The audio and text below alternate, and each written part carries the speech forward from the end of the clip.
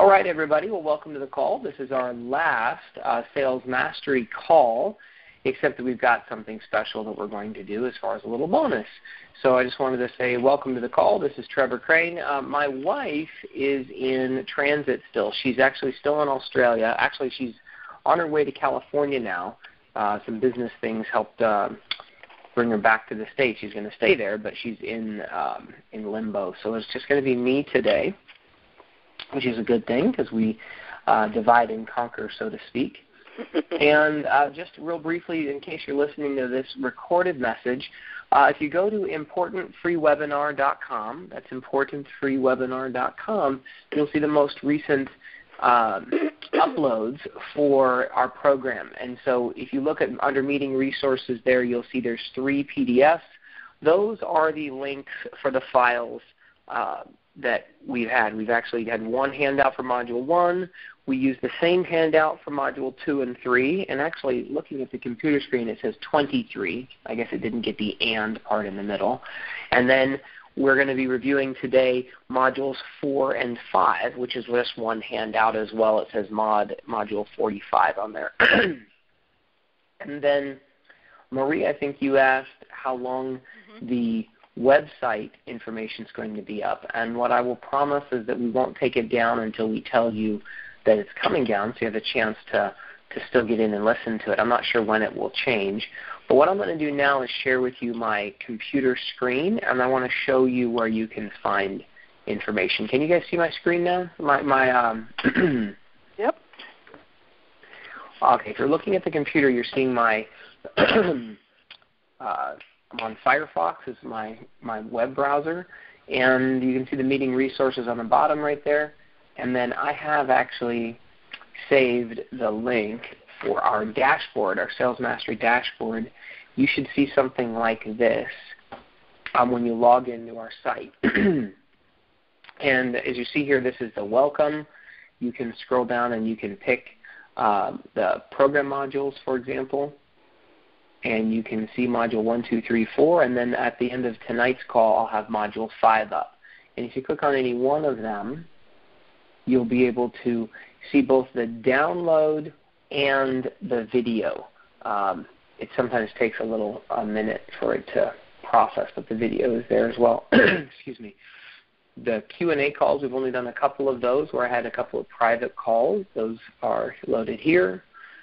There's an audio recording of each call that we've loaded as well so that you can hear the audio if you want to listen to that. And then this is where you'll find the bonus content that we had promised, so you can get the downloads from the bonus content.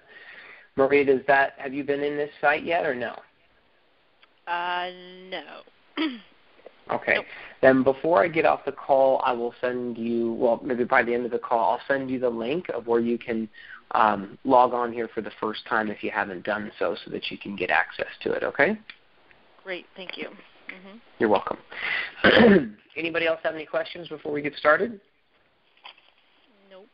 Nope. Okay. Well, then let me open this up real quickly. So what I'd like to do before we get started here is I want to just touch base with everyone. And can you see my screen right now? It says that are on Module 4 and 5. Is that okay? I can. Yep. Okay, good. So I want to hear about how your homework went because I know that there was a little bit of homework where you guys were supposed to partner up.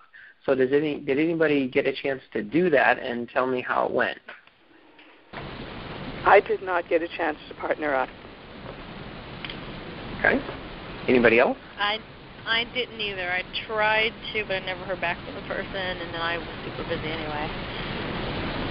Okay. Marie? But I want to do it. Oh, that was you, Marie? I'm sorry, I thought that was Athena.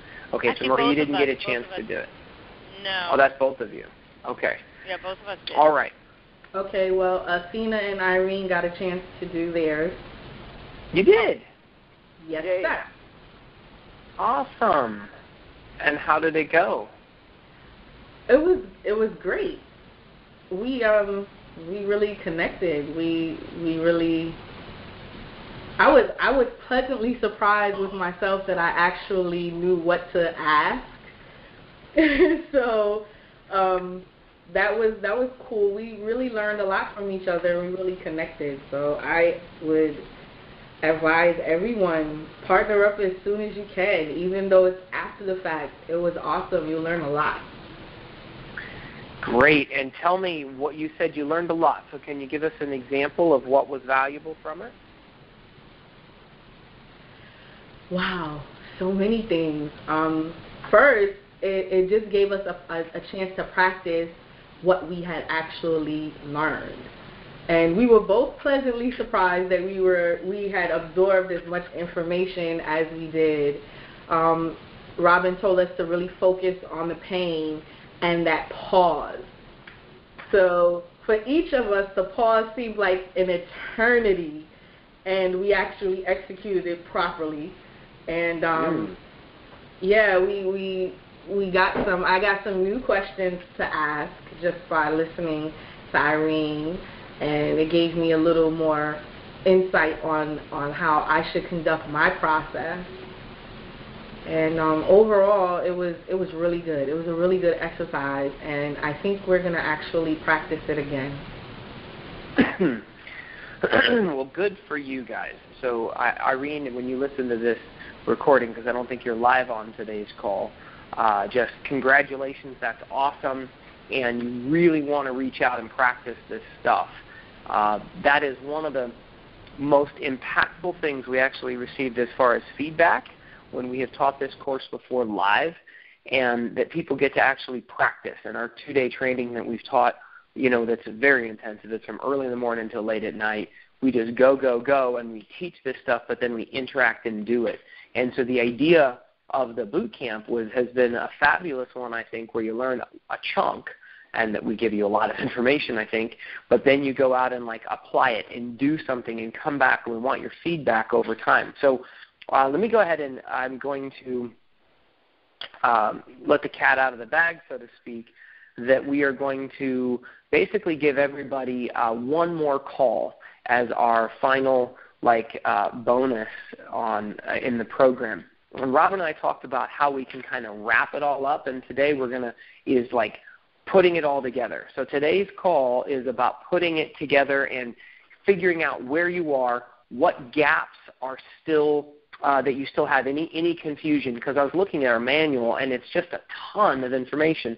And because Robin and I have taken turns, I want to make sure that today's focus is around filling in any gaps or insecurities or any challenges that you may still have.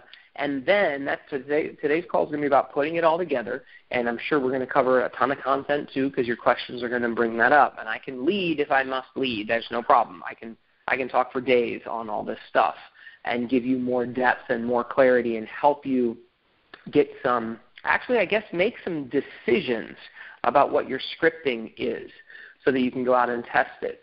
But the cat out of the bag is that it's going to be a private call.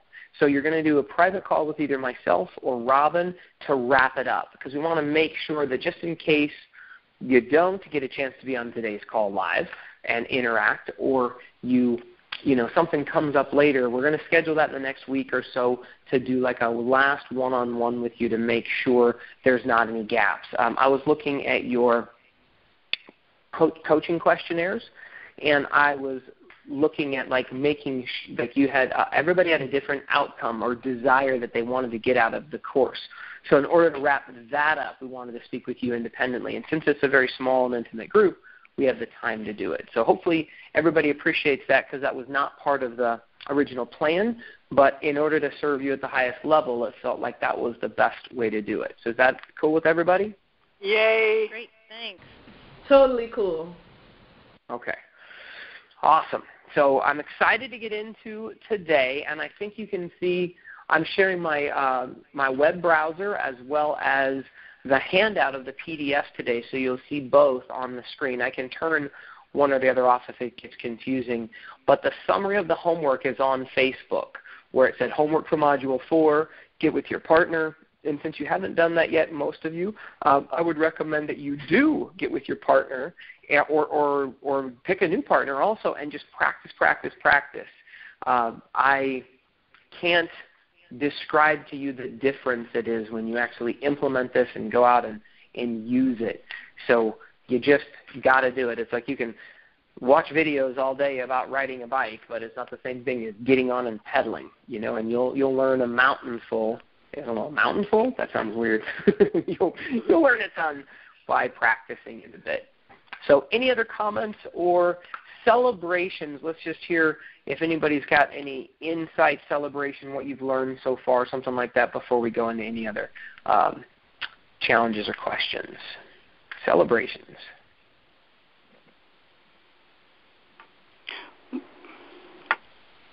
This is Sandy, this is not really, well, it's sort of a celebration. One of the things that I found most interesting this week was that it's very clear to me that I'm not clear on what it is that people get from working with me and what it is their problems are.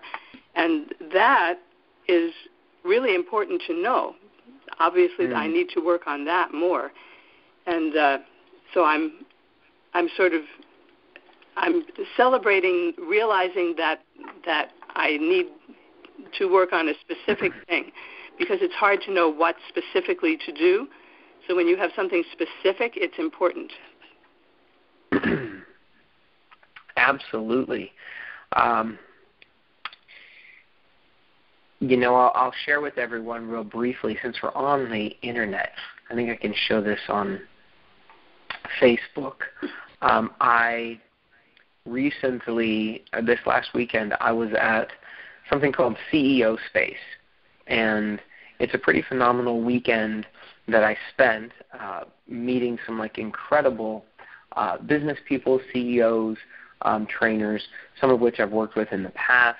And we got to speak to each other and meet one another and ask for help. It was a whole weekend, and for many people that were there for a week or more, they were there basically trying to collaborate and grow their business and figure out how they can do that with one another. Out in the world, oftentimes I hear people talk about competition, and I've had clients who get all upset because somebody's copying their process, and they get just so worked up about it. And it's the truth is like the iPhone. Apple came out with the iPhone. That's our first touch screen device, or our main one that everybody saw and started using. And then Android copied it, and Samsung copied it, and BlackBerry copied it, and everybody copied it. And it's like there's more non-Apple devices like that than anybody else. And then the iPad was new, and everybody copied it. It's just the nature of things. And we're sharing with you strategies in Sales Mastery that we've learned from others and modified to our own thing. And it's one of the highest levels of compliment you can actually receive. And the interesting thing, to tie in what you were just saying, Sandy, is that in the weekend that we were all communicating with one another, we had to get really clear, really, really clear in our communication. And I spoke to maybe 100 different business owners individually. And the conversation was one of two things. How can I help you? Or this is how I need help. And this is who and what I'm looking for. And I'll tell you, you tell 100 people, and like some at them independently and whatever, and you go around and we played all these games to interact with one another and get this. And if you communicated and you were unclear about your ideal client or the value that you had, that you actually can offer, you got some really confused looks from everybody. And they would just ask. They're like, these are some extremely successful people. And they're like, I'm sorry, I don't understand. What is it that you want? And it's like, you just gave a pitch to say, hey, this is who I'm looking for. And they're like, huh? I don't get it.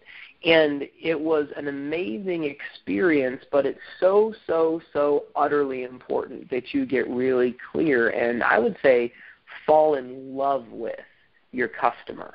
Fall in love with your prospect. And if you just learned this one thing from this whole Sales Mastery program, was that it's not about selling, it's about helping other people. I met a gentleman this weekend who I've actually worked with in the past, and he he's called the $1 billion man because he has sold over $1 billion worth of products online, and not online, on TV. He works for the Home Shopping Network. His name is Bob Circosta. And he and I got to speak. He's coming out with a new book called, check this out, it's called Life's a Pitch. Life's a Pitch, and then you buy, I think is going to be the second part of his title.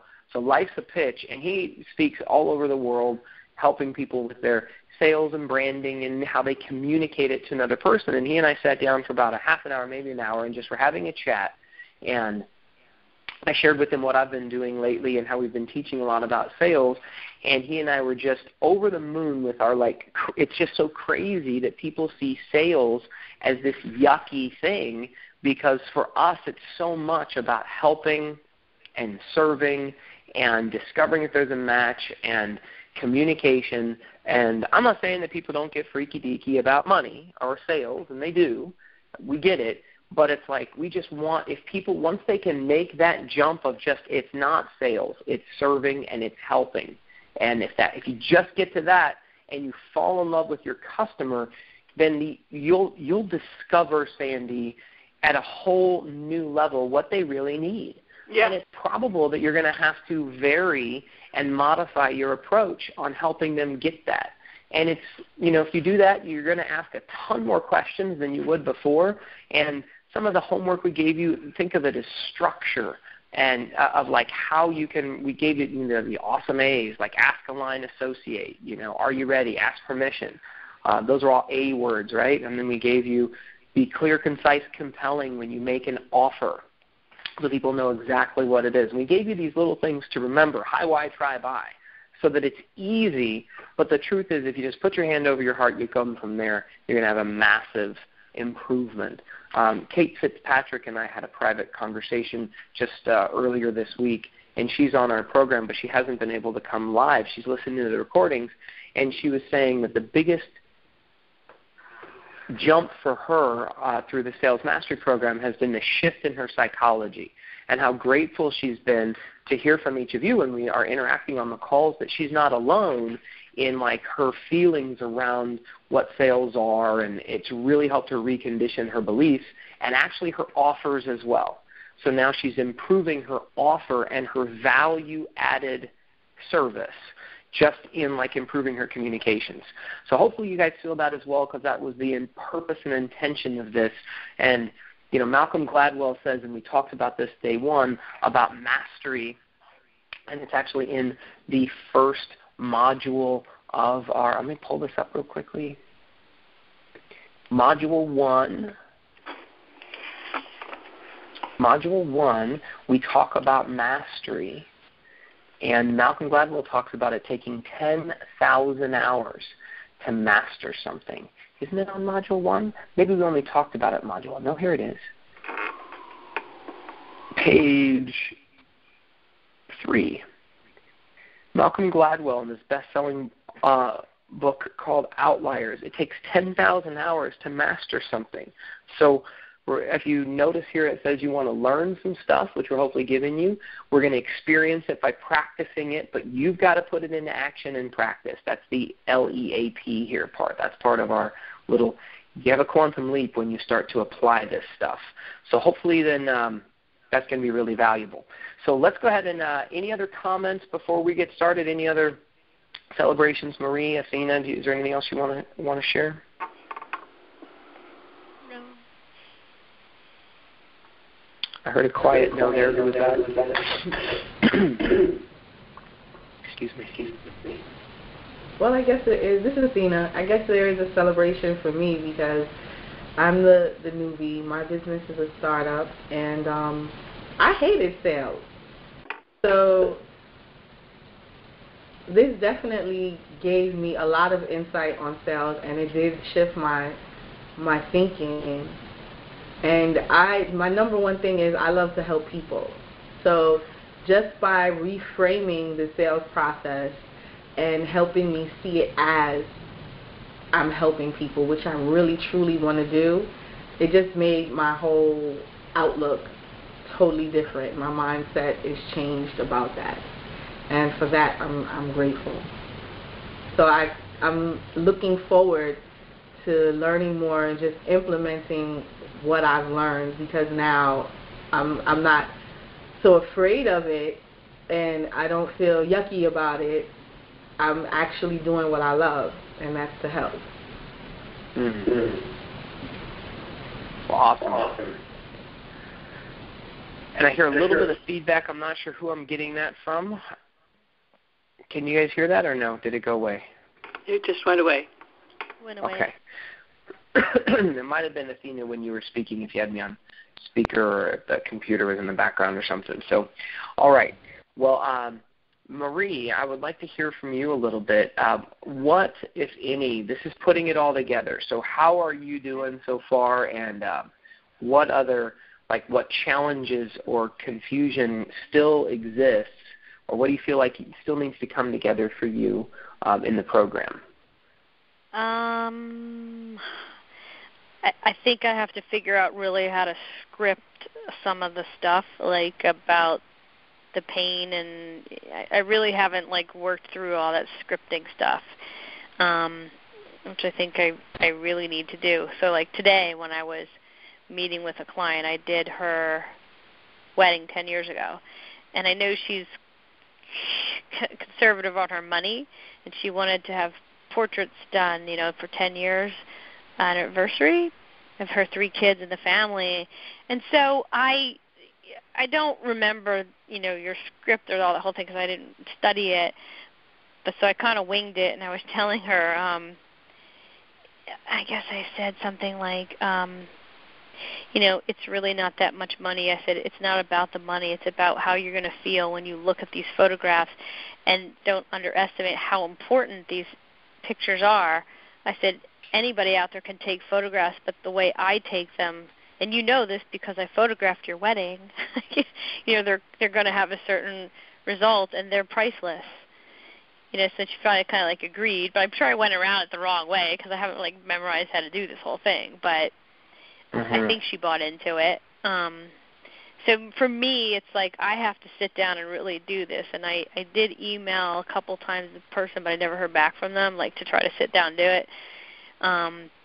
So I would like to team up with somebody to kind of go over all this, because that would be very helpful. So anybody who wants to, let me know.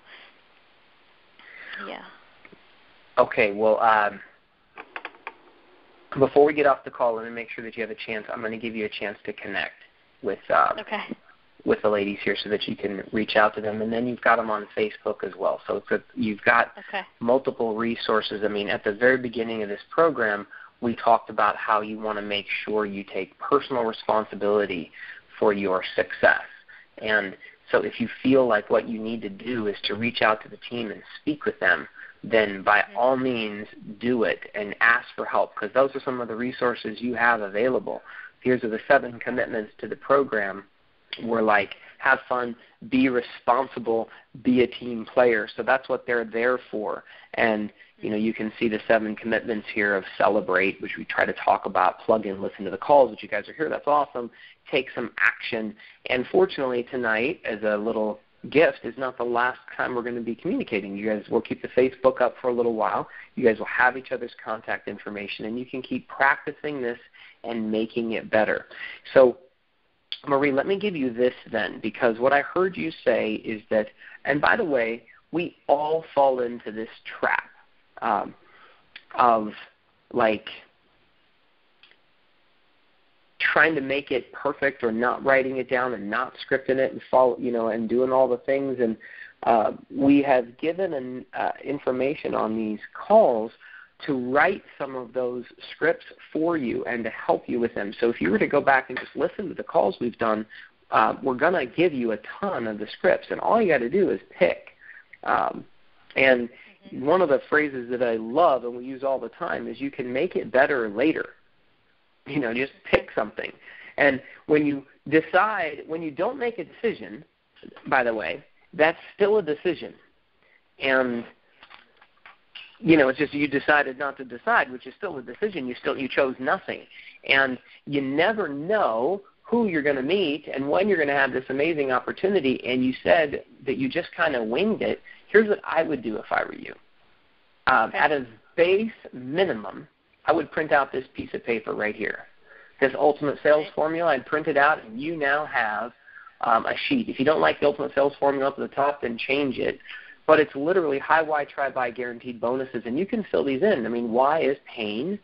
Remember we did pain and pleasure and frustrations, concerns, challenges, magic wand. You guys have all of this. And we gave you the phrase. Like we said, why are you here today?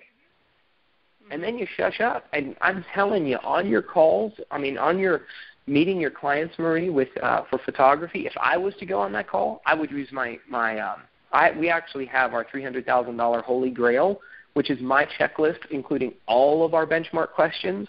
And we've mastered that process with every benchmark question for our business.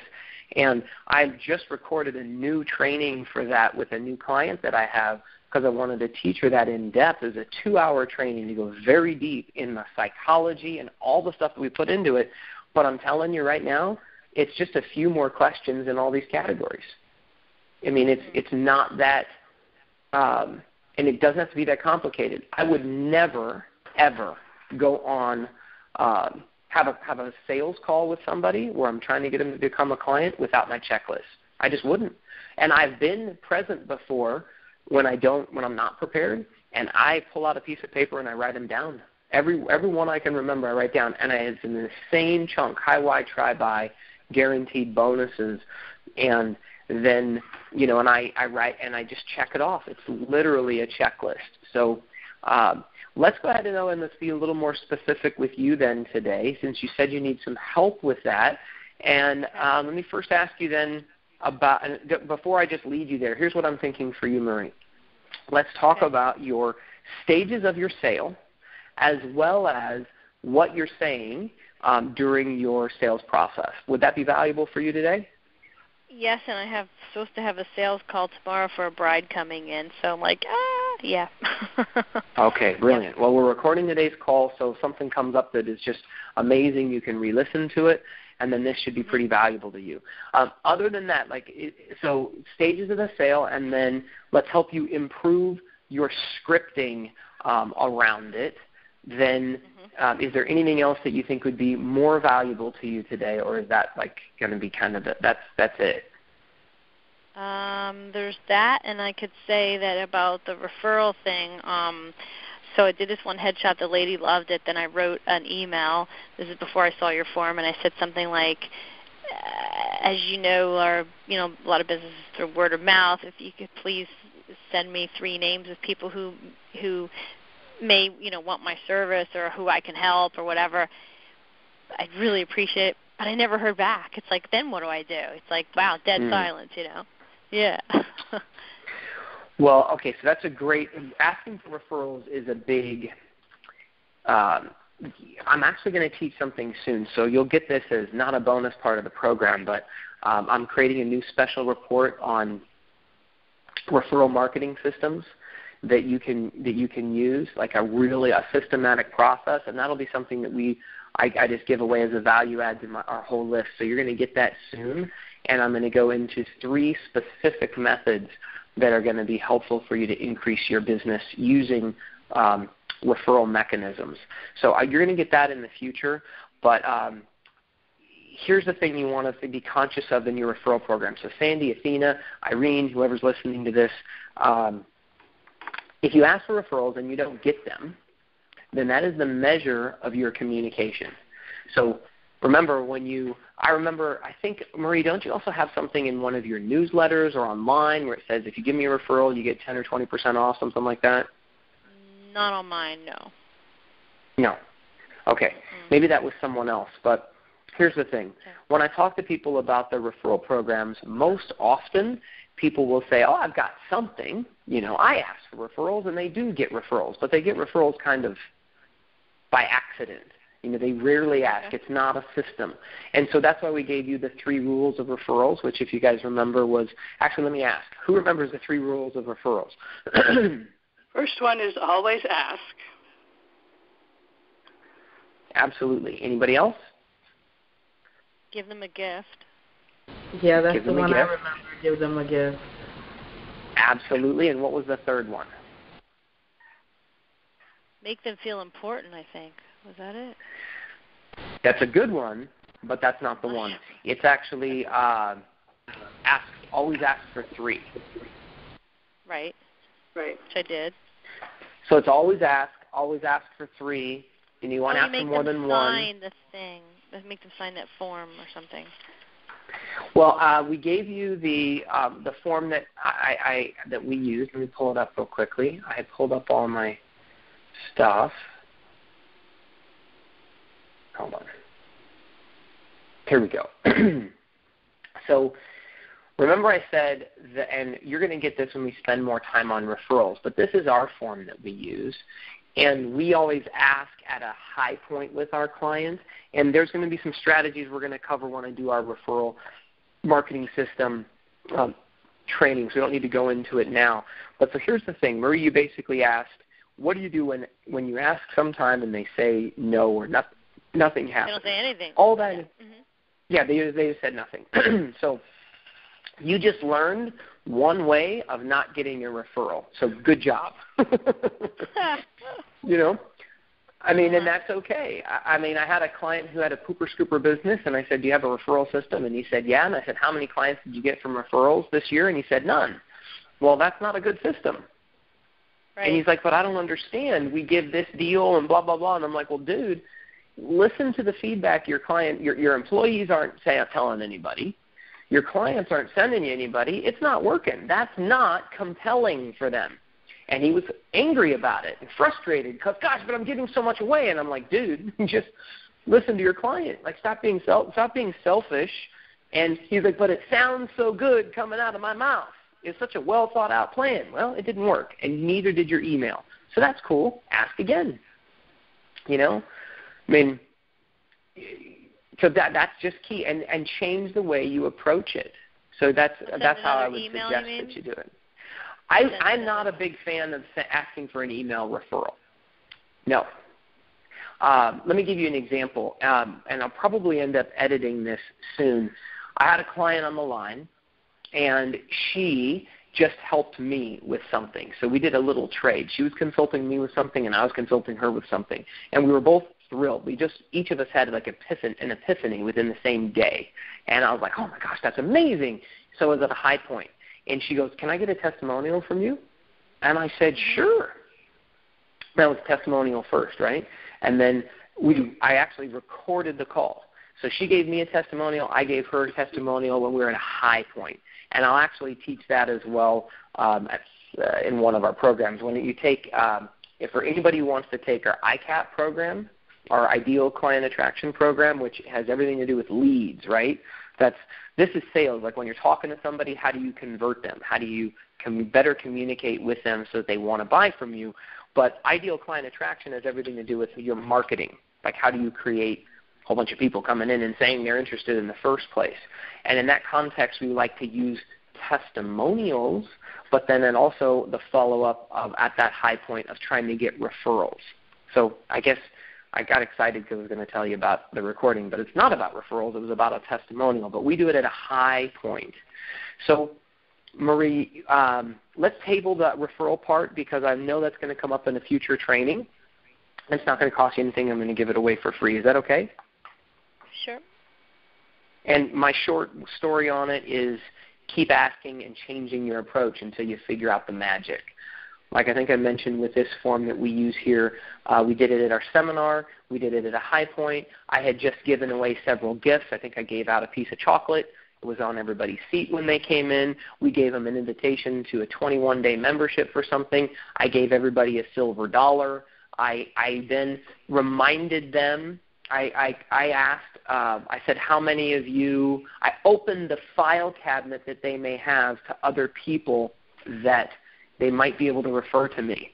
So I asked questions before I ever asked for a referral that reminded them of other people that we could help, other groups, organizations, other people.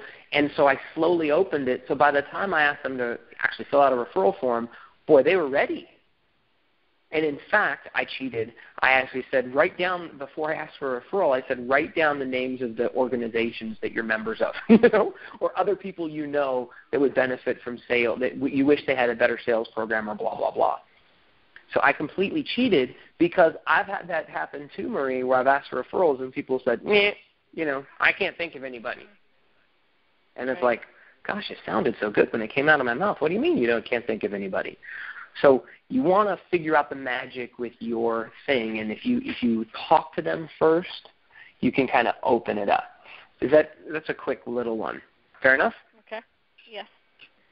And by the way, I use a tool like this form, and I hand it to them in person, and I wait for it because they're never going to do it without that. It's kind of like closing the deal in your stages of the sale.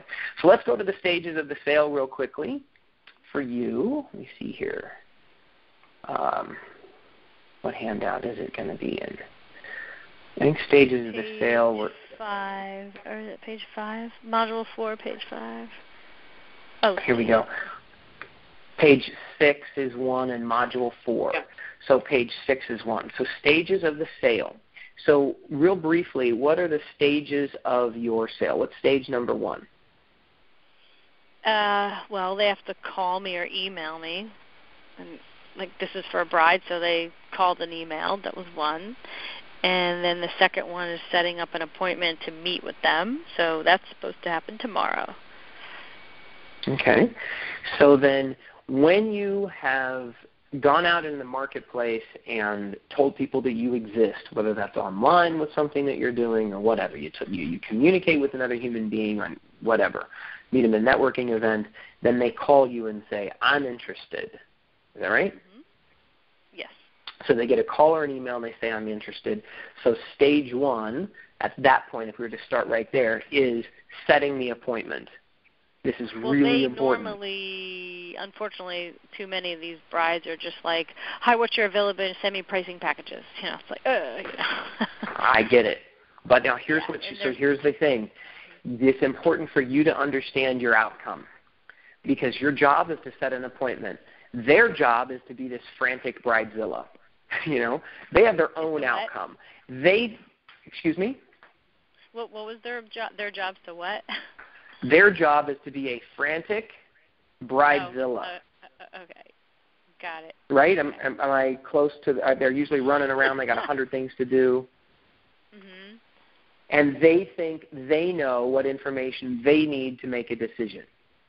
So they say, send me your prices, and they try to control the communication. Fair? Is that pretty close? You got it. Okay. So remember, the person asking the questions is in control of the communication. And so I'm working with I've got a client right now who does photography for a different sector. It's newborns. And I'm having her email me every single email she's copying me on with her clients, with her potential clients. Oh, wow. Because, and she's just copying me, and I'm getting inundated with emails, but I want to see how she's communicating because she's having a similar problem of competing on price.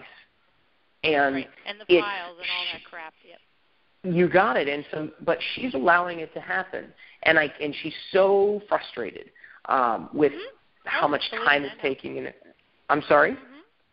Oh, believe me, I know. You're preaching to the choir. It's rampant in our business because so many people are just sort of giving it away. But almost like all the coaches or salespeople just, here, take all this for free. Just and the general public doesn't really care or sense or see the value as much. That's the problem. Yep. So you've got to create the value. So you just got to figure out how to do it, and it's create the magic. And the key here is I know you've sold your services for what you wanted to charge in the past. Would that be accurate? In the past, yeah. Okay, cool. So you just have to figure out how to get that back again, and you need a quality conversation with your person. So here's the key. They are at first trying to contact you and control the communication, and they're going to demand things from you, and you have to figure out how to elegantly communicate with them and give them what they want in the context that they need it to make a good decision. And in this case, you need to set an appointment. So without getting too much into it, stage number 1 is that your job is to set an appointment. Now, it may not always happen. Okay, I get it. Sometimes they're going to say, I don't want to talk to you. I only want your prices, and that's the way it's going to be. Now, I still think in your email/phone call communication with them 9 times out of 10, you can probably change that if you can master your communication around it. So I might be wrong, so that's okay. And in this context, though, you need to understand your stage of the sale. Sandy, you too. Irene, you too. Athena, you also. Because Athena, when you walk into a brand new pizza place and you're going to be selling them on, a marketing package, remember your whole thing, stage number 1 for you, Athena, is to get your ass out and talk to another human being.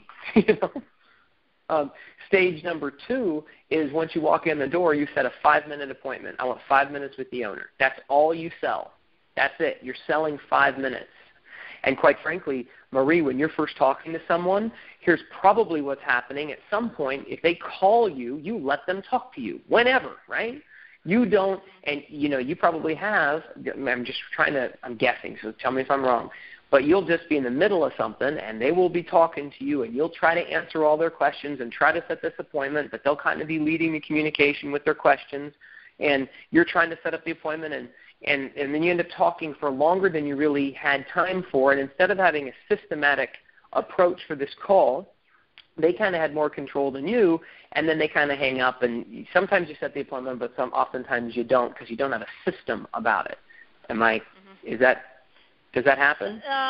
Yes, some of that's true, and also the fact that nobody seems to call anymore but these 800 numbers trying to get you on Google on the first page. So then you feel like, well, you should try to get the phone call even though you may not necessarily be wanting to talk to them, which kind of sucks, because it seems so hard to get them on the phone. They just want to do email. Okay, so then oftentimes, okay, so hold on real quickly. So sometimes you get, so we got 2 different issues here. One issue is getting the phone to ring or the email to come in. Now, that would be leads, which we're not talking about right now, which I understand is part of – that's another we have 2 virtual programs going on right now simultaneously, and both Sandy and Athena are in both of them, and they're like – both of them told me, like, that's a lot of information to go ahead and take in, to be doing both at the same time. So I don't necessarily recommend it because Sandy was like, I got so much going on. I don't know if I can handle – I'm having to focus. She's like, I'm trying to get it all, but that's a lot. So what we're going to do for you is we're going to give you a chance, and everybody a chance to like join our next virtual boot camp when it comes to like how do you improve your leads, that lead generation, and we can spend more time on that. And I think that's a 7-week program where we work with you, and that's pretty cool. Like we're right in the middle of it right now with that program.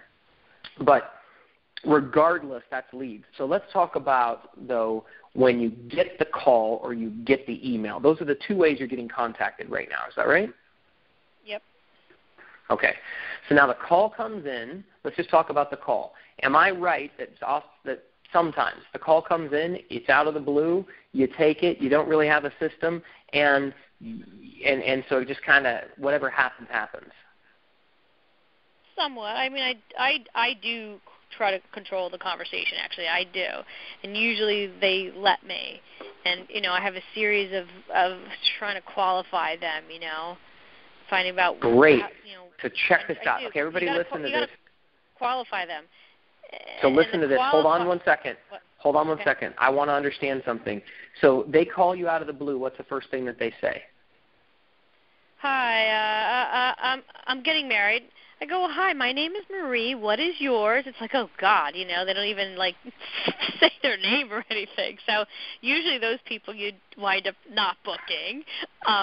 There's certain things that you pick up after years of doing this, Mm-hmm.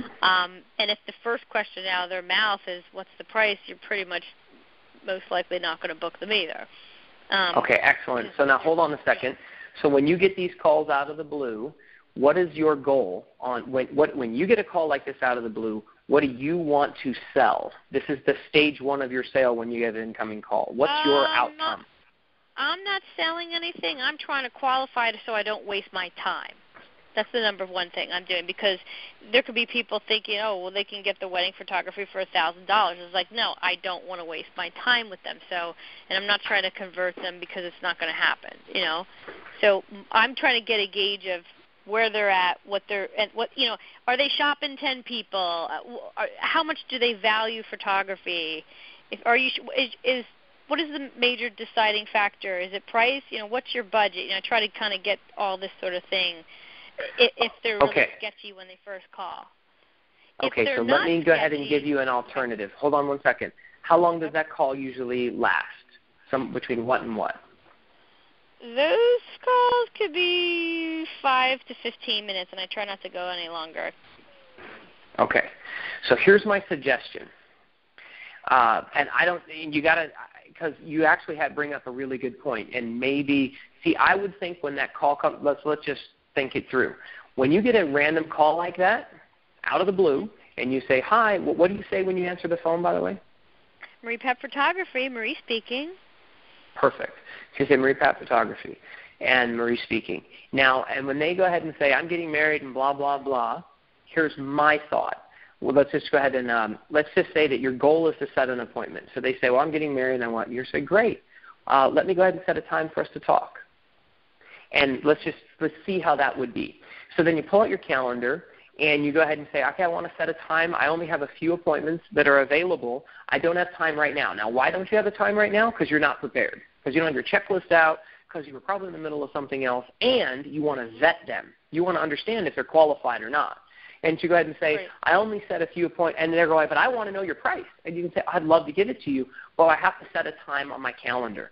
So I just have 3 questions to ask you to go ahead and get this set, or 5, whatever. It takes 2 minutes. Do you have 2 minutes now? And they're like, no, I don't. Okay, great. Well, then when would you like to talk for 2 minutes or 5 minutes or whatever? And because now I'm in control.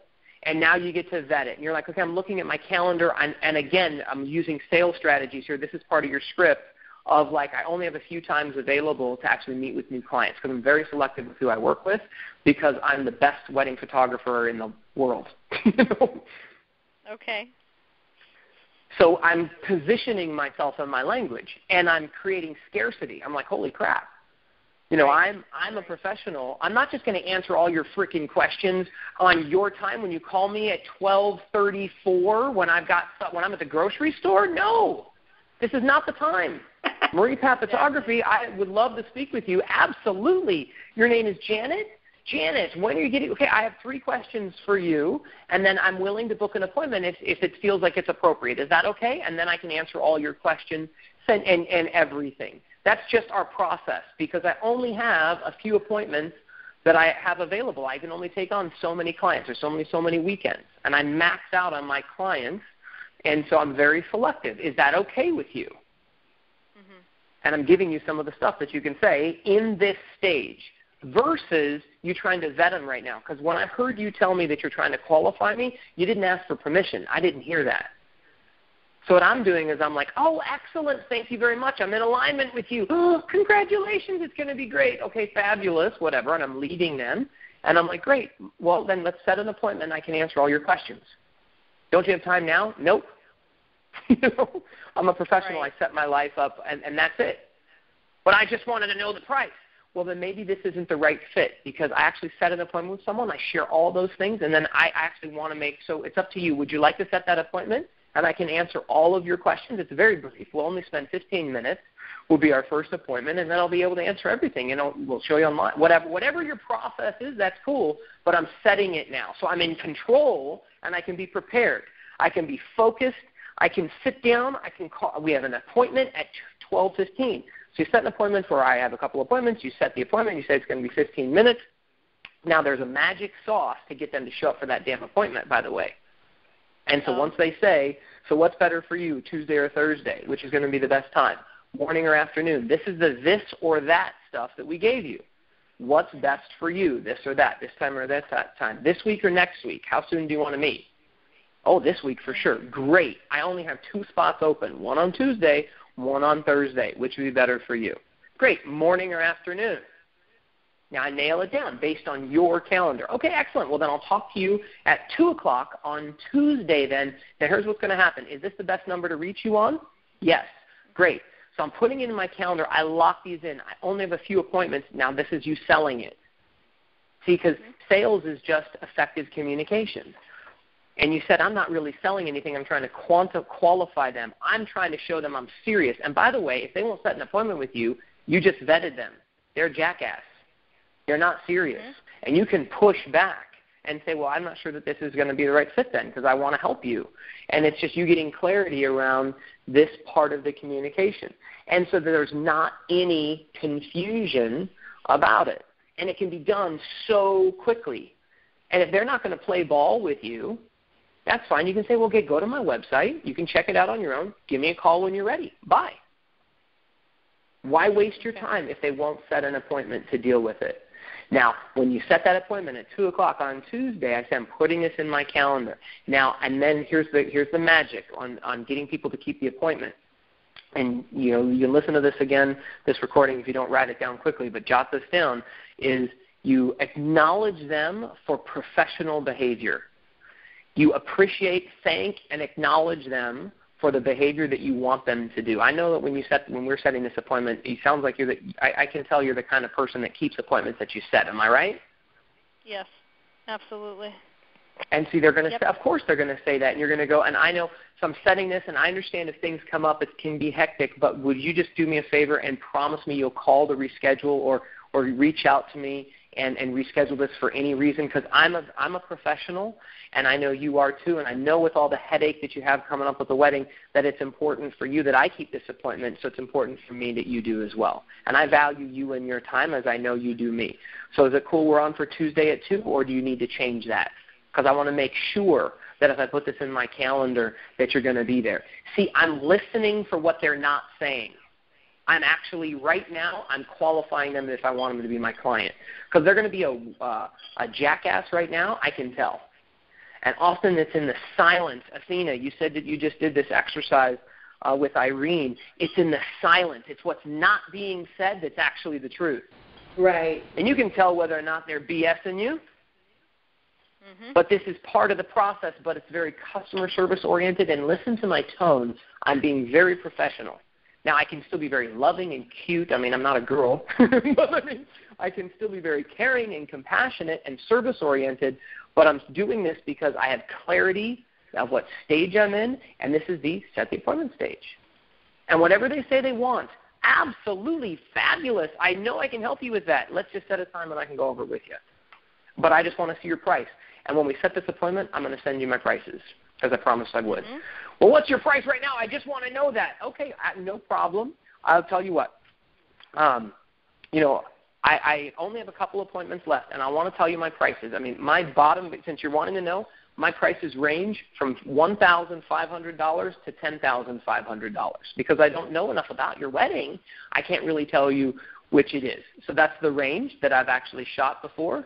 And so I don't know what's going to be. And then I answered their question, and I gave them a range. But see how it's complicated now? They complicated it. Their fault. And I gave them an answer. I gave them a wild-ass range. Mm-hmm. And I need to know a little bit more information. I only have to ask you a few questions. And by the way, you don't have to just set the appointment right there. You could say, I've got 4 questions to ask you, 3, 5, whatever, to see if you're not going to be wasting your ass time. But part of it is whether or not they're even going to be professional enough to meet with you. Now, that's a whole bunch of talk. What do you think? Mm-hmm. Right. Okay. What do you think? Me? Uh-huh. It's a good idea. I have done some of this in emails. I because there was another photo mentor guy, so I would send this email off talking about me and sure, I'd be happy to answer your questions, but first I have some questions. You know, and then I would ask them about those questions, and a lot of times they would actually respond. Mm-hmm. But the trick is, I don't want to do it via email. I want to have a conversation and get face-to-face because just giving somebody a number without seeing the work is ridiculous. It's ridiculous. And so here's my point. So then it sounds like you would prefer to set that appointment and talk to serious people. Is that right?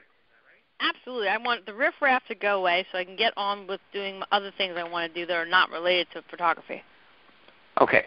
So just be clear about that. Then here's what I would do. Then briefly then you get the first email that comes in. Mm-hmm. You want to use the languaging that I just gave. The some of that stuff you want to but have this as a systematic approach. What I have my the other photographer client of mine actually do is I had her customize an email that she can just cut and paste. And actually, we're using a new service for her that is called Time Trade. And you can set the appointments that are available. She says, congratulations, woohoo, you're blah, blah, blah, going to have a baby. She says, and then she has a little, and it's not the way I would do it because I've told her how I would do it, but she changed it and modified it because it's got to be for your own style, your own way of communicating. Like I gave her some advice, and she's like, I'm not going to do it that way. And I'm like, okay, well, how would you like to do it then? And so in this context, see, as your consultant, I give you advice. This is how I would do it. Don't do it that way, do it this way. But the truth is, you're a human being. You get to choose. This is your business, your choice. And in that context, I'm her coach. As a coach, I got to figure out how to help her win using how she wants to do it. So that's the magic sauce. But in this case, let's just go briefly here because I want to move on, is that stage one is set the appointment. And be totally clear about that and very short in your communication so that you don't, whether it's on the email or phone, to just set the appointment and say, yes, yes, yes, absolutely. I can answer all of those questions. Let's set a time to talk. And if they go, but I just want you to email it to me, can't you email it to me? And you can say, my prices are this range, and I customize every wedding package based on your needs. I say that, So it is easiest to, the fastest, most efficient way to do this and to serve you at the highest level is to set up a quick call. I have this time or that time, boom. Done. Done.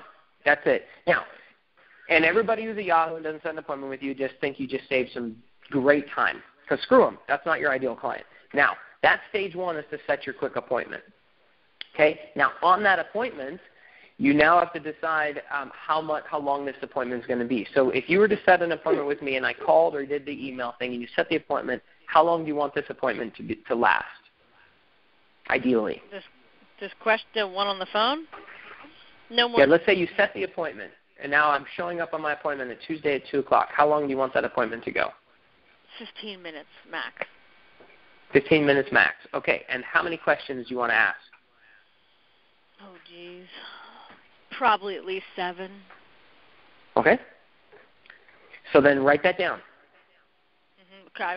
So it's a 15-minute. So what you're trying to do, when you get an initial intake call or email, you want to set up a 15-minute appointment, you ask 7 questions or 10. Or it's a 15-minute call.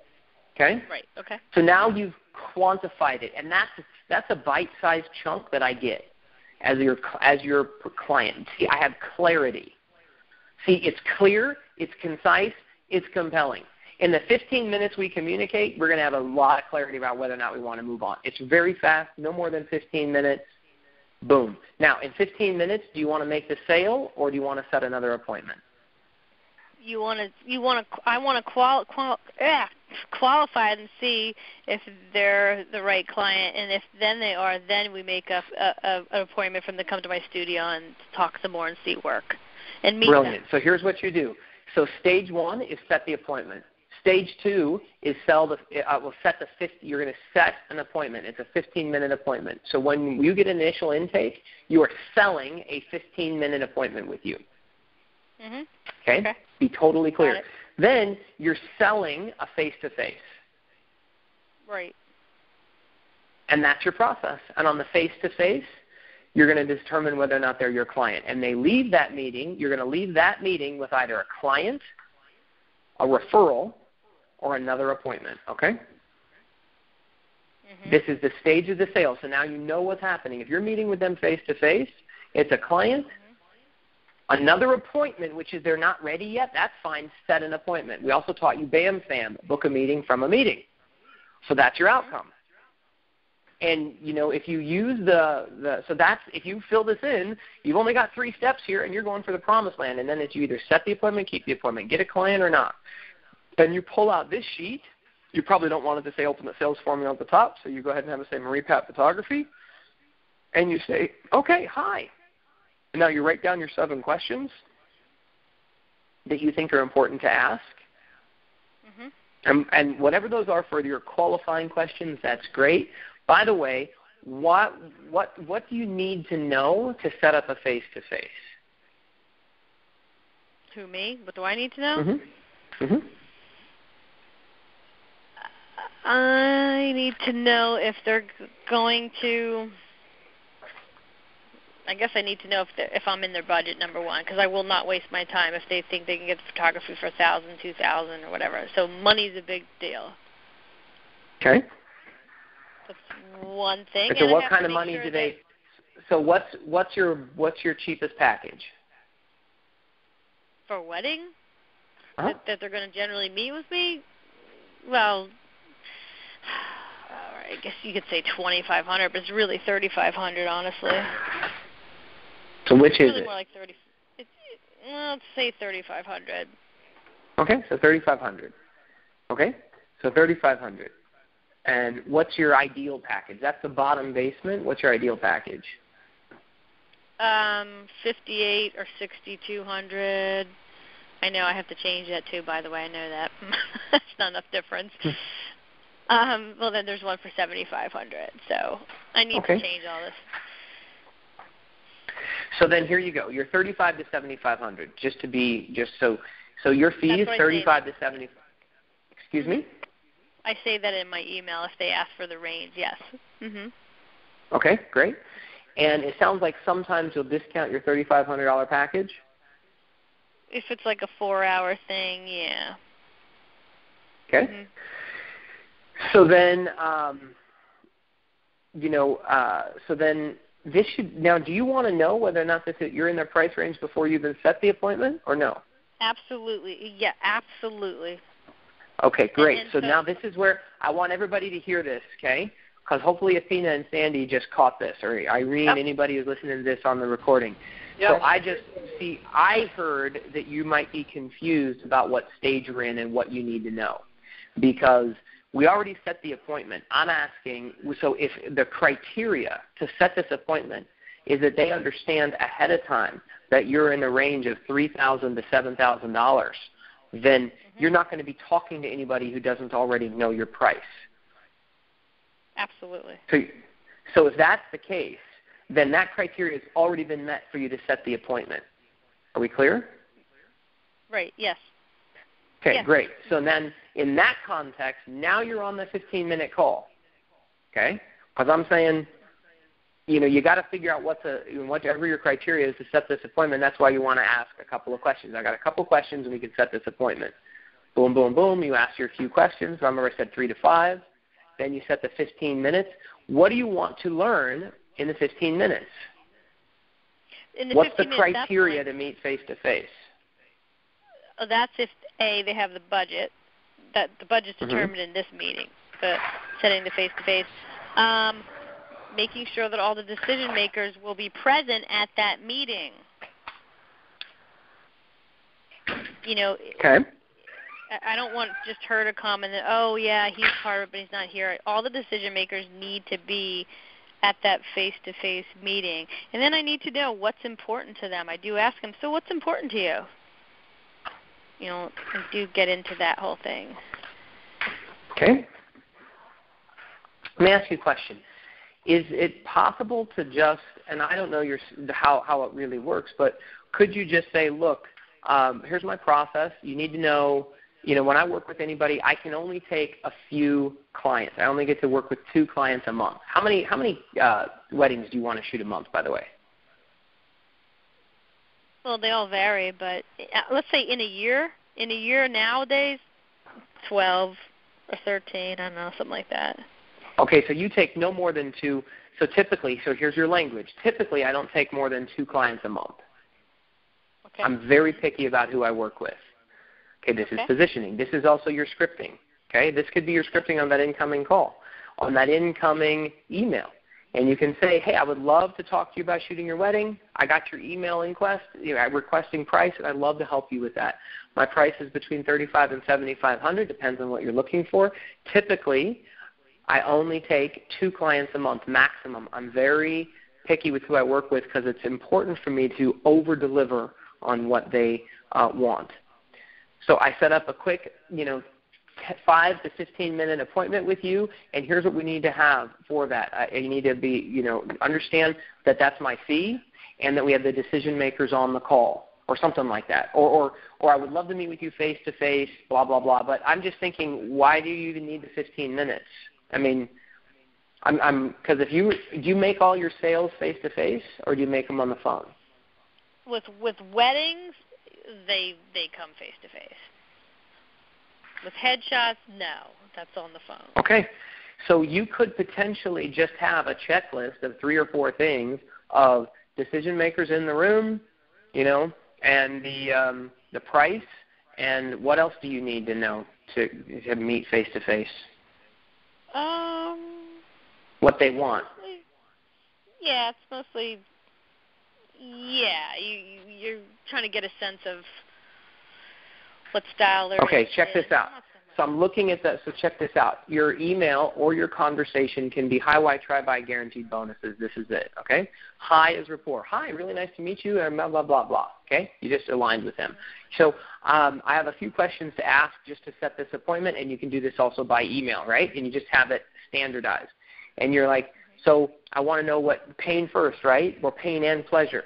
So what do you want in a wedding photographer? What do you not want? As an open-ended question. Then you want to, whatever, these are the criteria you need to meet with someone face-to-face. I need to know what you want most from your wedding photographer, and what you want least from your wedding photographer. Describe your wedding, whatever that is. Just really simple. Then are you okay that when we meet that we can have the decision makers in the room, like I meet with you and your husband or your mother-in-law or whoever the hell is going to make this decision, because that's important to me. Plus that you understand that my fees are, my cheapest wedding that I've ever shot was, is $3,500 is my baseline right now. So are we clear about that? Cool. Mm-hmm. Okay. Because whatever these criteria are, I just broke it down into price, decision maker, and what do they want, what do they not want. That's 4 questions. And if you now, and maybe there's 5, maybe there's 7, I don't know. But this is what I would get clear on, or just what, and have them on your checklist. And by the way, the cool thing about having this on your checklist is you can tell people, this is just on my checklist. Because some people freak out about decision maker. Like, by the way, I have decision maker on my sheet before I get it, on my $300,000 Holy Grail. As I go into why, I say, what made you curious to call me? And it's more scripted than that. It's, what made you curious to you should do this, to call me and potentially work with me? That's your first question. What made you curious how did you find me? What made you curious about working with me? I saw your pictures online and they're awesome. Oh, great. My cousin Susie said you should call me. But this needs to be in your checklist. Rather than you winging it, you need that sentence written down. So write it down right now. Okay. What made you curious? And then I'll say some other stuff, but then I'll find out whether or not they're the decision maker. And my photographer client hated this question. She's like, oh gosh, I could never ask that. I'm like, all right, you should be elegant about it. The way I ask it is I say, assuming that we were to work together, are you the only decision maker, or is there someone else that you make decisions with? Okay. And so you could use something similar, like, are you going to decide this? Who's going to be your photographer? Is your husband? Are you doing this with your, somebody's parent paying for this? And who's actually making the decision? And I think that's a fabulous question. I do that all the time. It's easy. You do that all the time. Okay, so that's cool. Oh, heck yeah. So good, because you're screwed without it. It's just ridiculous. Right. Mm-hmm. You get all the way to the end, and you're like, you want to buy it, and they're like, well, my dad's not here. He's the one that's going to really make this final decision. You're like, oh, good Lord. And see, here's the thing. If you have it on your checklist, you can align with them and make the checklist the bad guy. Okay? If you just are pulling this question out of the ethers, then you're making them wrong. Because by the time you make your offer, you're going to say, well, okay, here's my package. It sounds like you want my $5,500 package. Would you like to buy it, yes or no? That's not the best way to ask that question, but let's just get to it. And they're like, I don't know. I think so, but I'm going to need to check with my husband. And they told you. You asked this question. You ask it all the time. Now, here's the difference. If it's written on a piece of paper, you can go ahead and go, you move your shoulders, you align with them a little bit since you're meeting with them face-to-face, and you go ahead and go, gosh, I'm confused. because I have here on my checklist that I asked you this question about whether or not you were making this decision or you're doing it with your husband. So you answered, am I wrong? I mean, what happened? And you align with them instead of making them wrong and disagreeing with them, because now they have to tell you, oh, I lied. But it's also, they now owe you. And you're not blaming them or making them wrong, because you can just align with them. And you blame the doggone checklist. This also makes, because they'll say, you never asked that, and you get into a freaking argument, and you never make them wrong. You can just go, oh, gosh, and they'll lie to you. They'll do whatever. Who cares?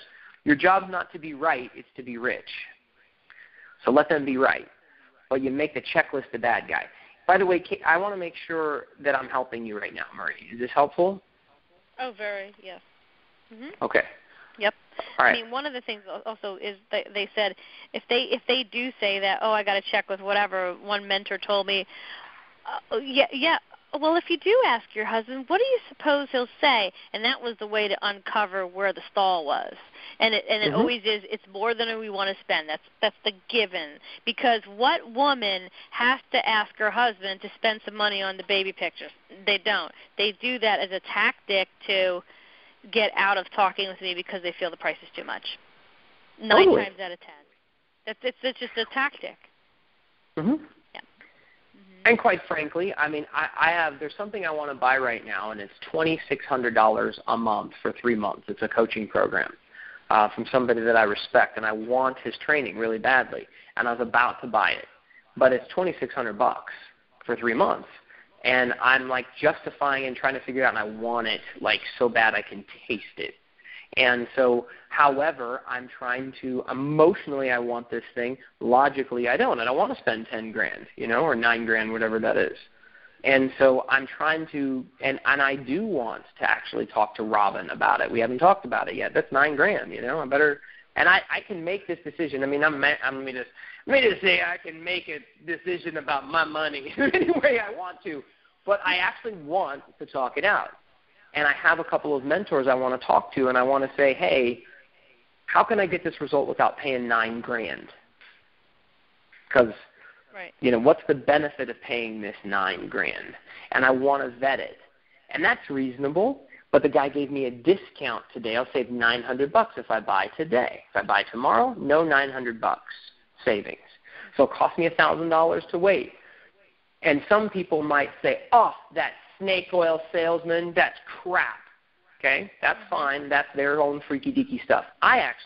He's giving me a discount. He's like, hey, I will give you a discount if you decide now. I know you're cool. That's it. I offer it. That's how I do it. You want a deal? You get the deal. And by the way, I highly recommend that you have that in your system, which is why when you get to the try, buy, guarantee, and bonuses, you start throwing in your guarantee, throwing in your bonuses about all the extra stuff they're going to get while they're making that decision of which package do you want, the $3,500, the $4,500, the $5,500. By the way, what I'll do is if you pick the $5,500, I'm going to give you $3,500 worth of bonuses. I'm going to give you this. I'm going to give you that. I give you this guarantee. And use the language guarantee, by the way. I guarantee I'll try my hardest. I guarantee I'll be on time. I guarantee I'll get the pictures to you in 14 days. Whatever your deal is, give a guarantee of some sort. Even if it's not a money-back guarantee, it doesn't matter. The language is important. And in bonuses, we use a strategy called stack the cool. If you don't like the word bonuses, you're going to say, I'm going to give this to you extra, whatever, and you start adding it in. And you've got to quantify this value, meaning you've got to put a number to it. Like typically this would cost you an extra $1,000, but I'm going to do that for you for nothing.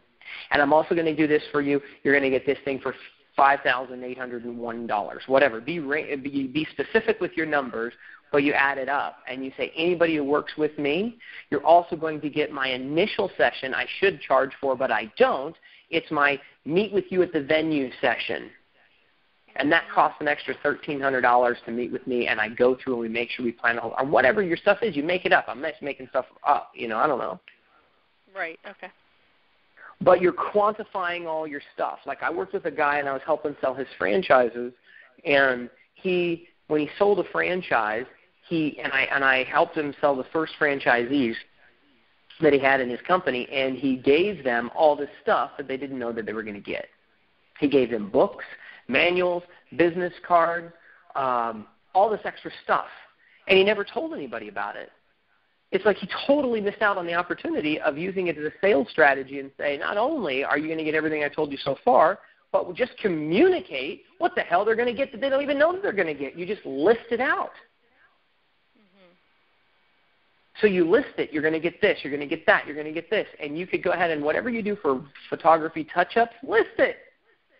Because if they had their sister take their photography and someone's going to go in and touch up the pictures and you're going to touch up 50 of them or 100 of them or 10 of them or whatever the hell you do, put a price tag on it. And that gives you an opportunity to tell them about the value and to stack the cool. This is necessarily in bonus. Maybe it's communicated in bonuses.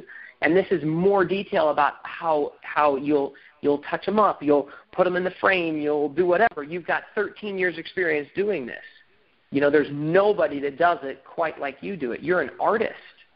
You bring out their whatever, you know. Mhm. Okay. But you bring that stuff up when and you future pace them. Not how awesome life's going to be, but like you said, you better have the decision makers in the room or you're wasting your time.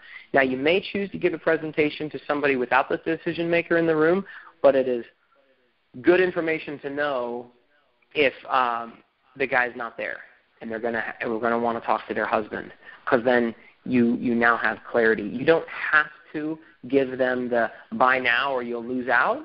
You could say, you know, you can give them a couple of days or whatever, you know, whatever you think is fair and reasonable.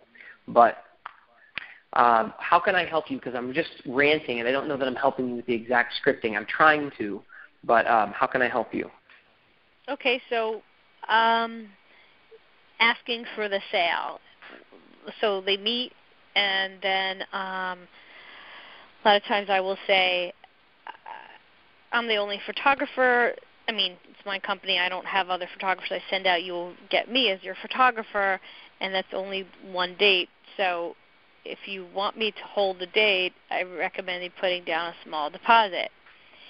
That way they don't have to freak out about, like, oh, they have to totally decide today with the retainer and the signed contract, right?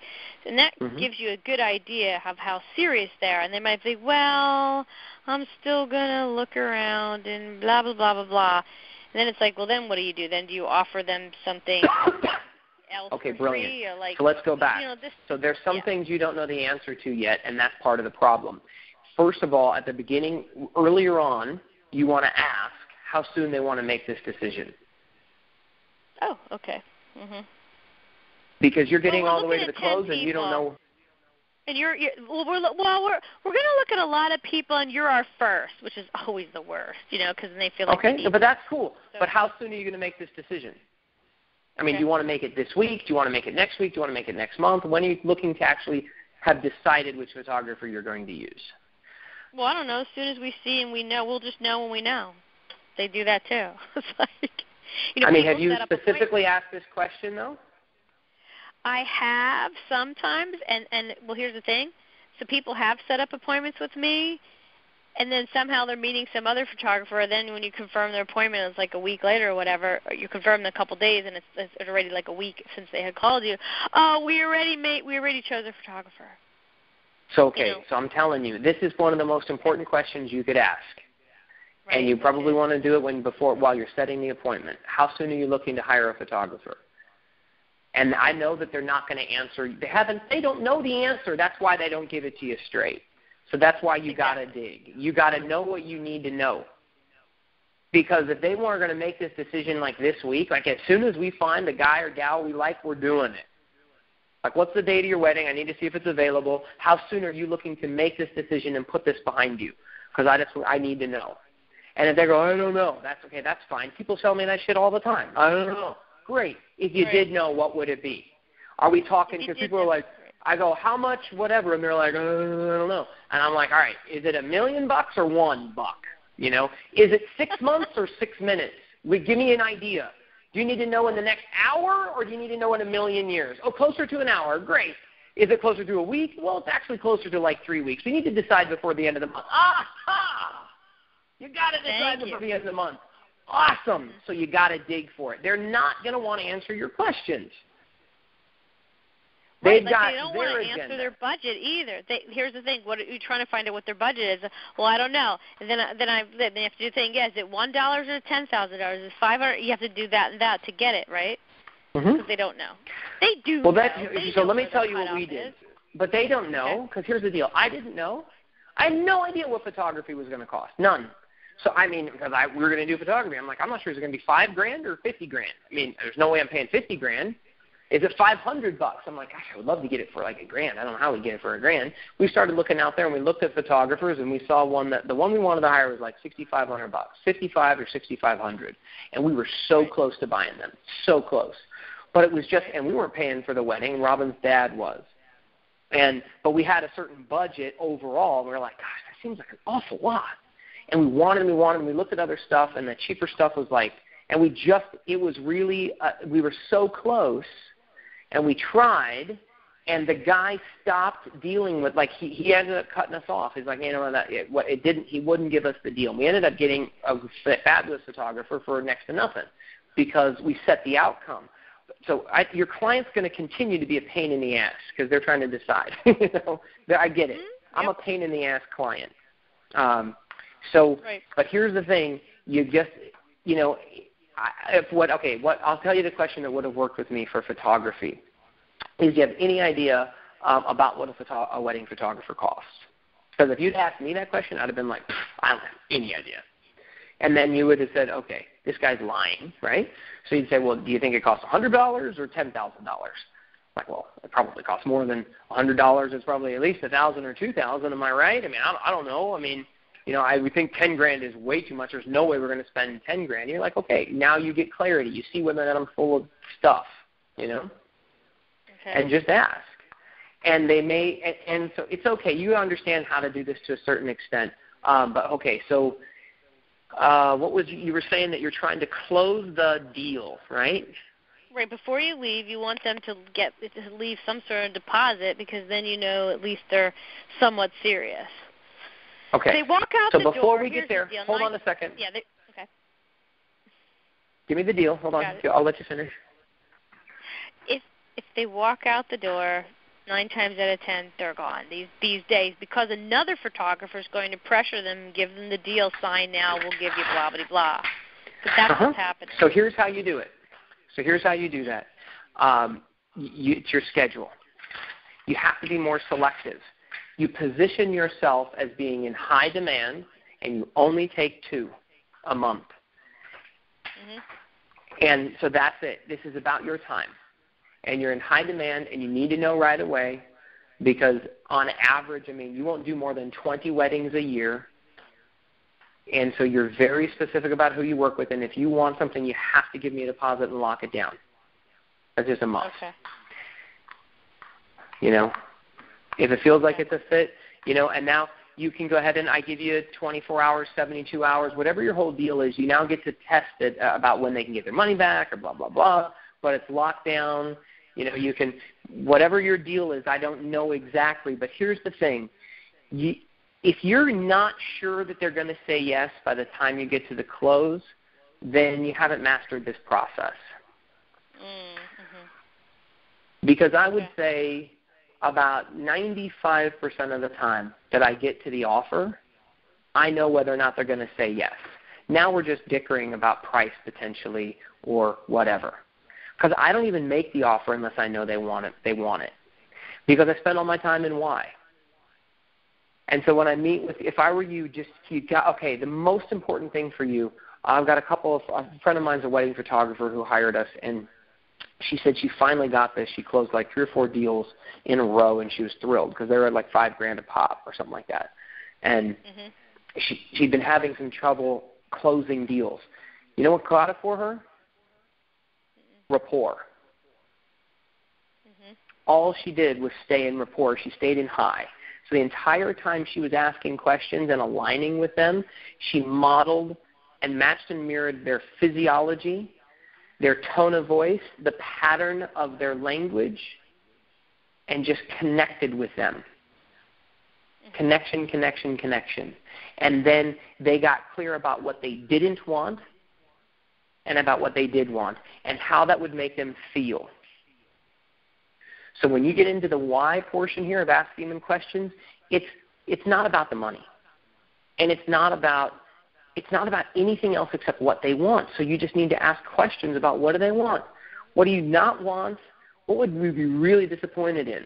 What would make you angry, upset, whatever? And they'll tell you. Ooh, that would stink. Yeah, I get it. And match and mirror them, model them, align with them, get them to associate how bad that would suck. Not to you, but to that feeling if somebody else jacked them like that. They'll tell you. Mm-hmm. And then, but how would you really like it to be? Oh, and tell me how else. Oh, and how would you want the day? Blah, blah, blah. How would that make you feel? And then you just find out what they want. It's more about them versus your stuff. You've got packages. They're $3,500 to $7,500. That doesn't even freaking matter.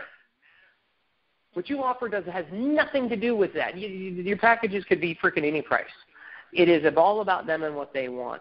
And then the transition I make between, okay, now that I understand what you want, would you like me to tell you what I would recommend? That's the transition into try. And you got to watch their – I'm sorry? Okay. Well, when do I actually show them my wedding albums and my work? At what point? In this process. Whenever you think is appropriate. You could. I probably would be doing it the entire time about what they like. What kind of shots do you like? I'm going to show you my stuff. Show me this? I mean, I don't know exactly because I haven't been on a sales call for weddings. So you'll know this better than I do. But I constantly ask questions to discover what they like and they don't like. Because just somebody might not like the look and feel of your website, but they like only one picture you got, and you say, I could do the whole thing like that, and now you're cool. You're like, well. But you got to ask. Don't just present your wedding albums as though you want them to say that they're great. Say that, alignment, you want to figure out what they like most. Okay. And if there's anything that they see in there that they don't want, then you need to know that as well. Because I need to find out, the reason I meet with you face-to-face, and I want all the decision makers in the room because I got to make sure that it's the right fit and I really can deliver because I might not be the right fit for you. And quite frankly, I can only take on a couple of clients every month. And I already have appointments set, so I have very limited availability. But I want to help you at the bare minimum. I want to help educate you. So if you do go interview someone else and you have 10 more that you're going to see and you need to decide by the end of the month, that's totally cool. I want to make sure that you'll know exactly what you're looking for, and that's my job. So that you know what you're looking for, what you want, what you don't want. And I think what you'll find is that it's going to be very difficult to find anybody who's going to be able to give you what you want like I will. But that's because of my experience. Not everybody, I can promise you, nobody has my strategy, technique, or whatever. It's unique. So let's go. Is that okay if I ask you questions while we go through this process? I can really help you get clarity because that's my job. Great. I just asked permission to probe. Now you can show them their stuff. You get really clear about it. How would that make you feel? Oh, that's awesome. I get it. Alignment, rapport. Talk about the future, about how it's going to be great, how you've done that before. Listen. Repeat all the shit they say to you back to them. And then by the time you feel like they're cooked and they're ready and it's ready to test, you go ahead and say, well, now I think I have clarity. You want this and you don't want that. Do I have that right? And they're like, yeah. Okay, awesome. I think I completely understand where you're coming from. That makes a lot of sense. Well, I'm surprised. This is looking like this is a really good fit. I didn't know that it was going to be that, but maybe I did because you seem so great on the phone. Compliment. So are you ready for me to kind of give you my recommendation and I'll customize my package for you? Yes, I'm ready to buy. Great. Okay.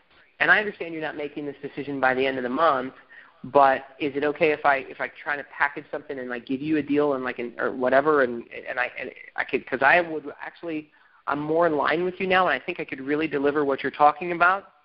And if when you decide quickly, I'm willing to give you a discount because that just makes I want to help you out, and then it locks down my calendar and I only pick people that I really want to work with. Would that be okay with you?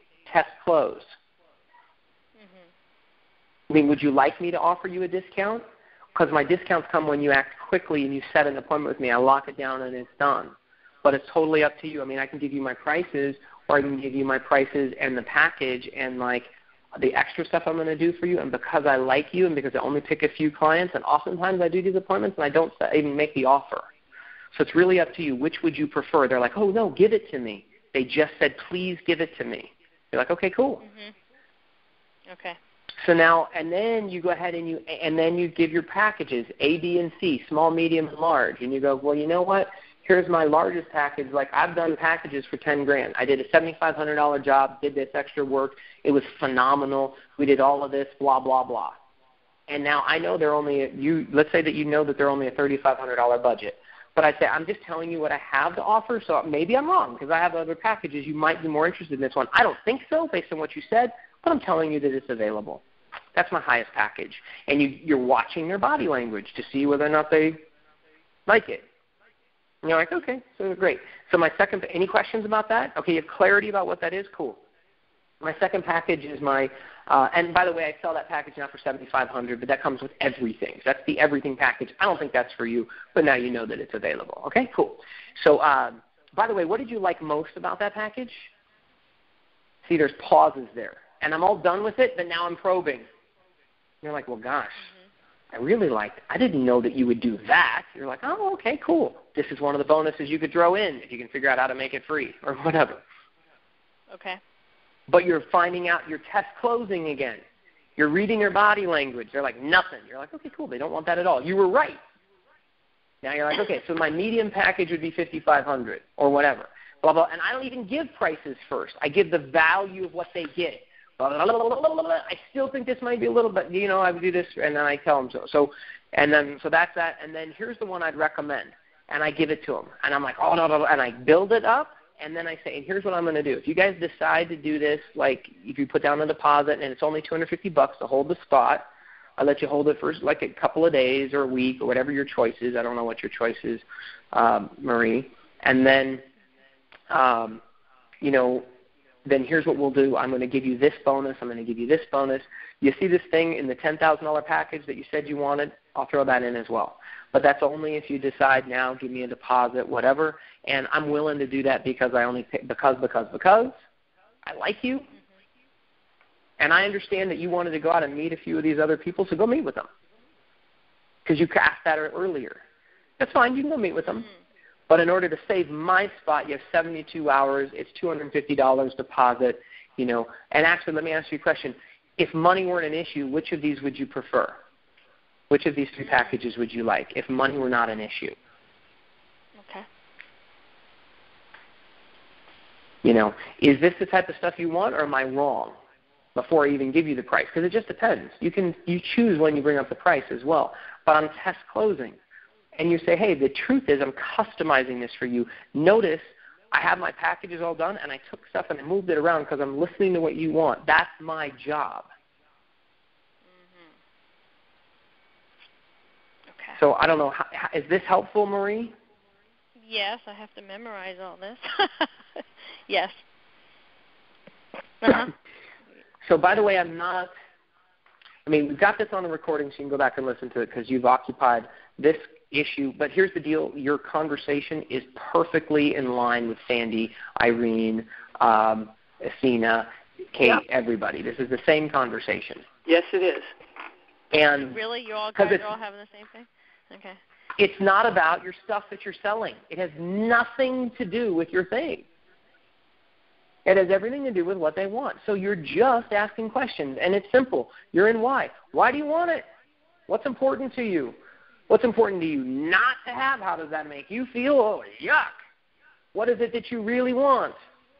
And how good does that feel? Great. Let's paint a picture. Let me have a clear understanding of what that is. Whoa, I now get it. So regardless of whether you choose to work with me, this is a script, by the way. Regardless of whether you choose to work with me, have you learned something? Do you actually now know? Do you have more clarity about what you want, what you don't want? Awesome. Well, I've done my job then. Great. Well, it's been a pleasure connecting with you. And now you get to choose whether or not you're going to make him an offer. So is it okay I can share with you what I think would be a good recommendation for you? Because I'm a professional. Now that I understand what you want and I have clarity and you have clarity, and this has been my time's been well spent. I love this. I love what I do. You guys are great people. Compliment the hell out of them. It's the transition into the close. I'm reading their body language. I'm acknowledging them. I'm building that sense of reciprocity. They're like, holy crap, he just made me feel good. It's not about the sale. Because the truth is that you could go shoot their wedding for $1,500. You show up for an hour, you shoot, you're gone. Why shouldn't you? You won't give them what they want. But you could. So you can customize your package to whatever you think is appropriate for them. Right. And I recommend, by the way, that your prices are higher than you charge. They have to be so you can do all this. Yep. They have to be. And here's the deal. Sometimes I have my high fee. I charge $40,000 for some stuff, and that's my fee, and I charge it, and I get it. No problem. My ideal client pays me between $6,000 and $10,000 a month, and I've gotten it. No problem. But that's not everybody. Right. And so my price is there. It establishes my value. And when I tell someone, let's say Sandy, for example, Sandy is not paying my typical consulting fee, just straight up. Now, I asked her to keep it confidential about what she's paying me because I brought her into my program with like a very, very attractive offer. The truth is I loved Sandy when I first met her. She was just great. She was committed. At one point, she tried to buy one of my things, and I met with her, and we talked about it, and I said, don't buy. I was $1,000 or $2,000 or something like that, and I said, you know what? Now that I have an understanding about what you want, don't buy this program. Am I right, Sandy? Absolutely, and I'm very grateful. And she was willing. She trusted me and everything, and I want the money, and it wouldn't have cost us anything else to have her in that. It would have just been extra money for me. But I found out, and I'm like, you know what, that's not a fit. And later on, she chose to buy from me, and then I added some more value, and then I made her a different offer, and I wanted to help her. And what she bought from me was helped her a lot, but then I upsold her. I said, I know you bought me on one thing, but here's what I'll do. If you pay X, I'm going to throw in all this extra stuff. And the truth is, I've never offered anybody this rate before, and that's a fact. And I'm doing it because I think that's what you need to get the result, and I enjoy working with you. You're committed. You're coachable. You're like, and this is going to be this is going to change your life. I'm committed to do that. No problem. Now she's paying me a lot of money for her right now. It's just nothing close to my ideal clients. But she actually is one of my ideal clients because she implements stuff, and she is coachable, and I want to work with cool people that I like. I've got people that have tried to give me money, and I'm like, I'm not taking it because you suck. You suck my time. You suck my energy. I was pissed at you at the first call we had. I don't want your money. I don't say that exactly, but you want awesome clients. And by the way, that's one of the stories that I tell because it's true. It also proves the point. And,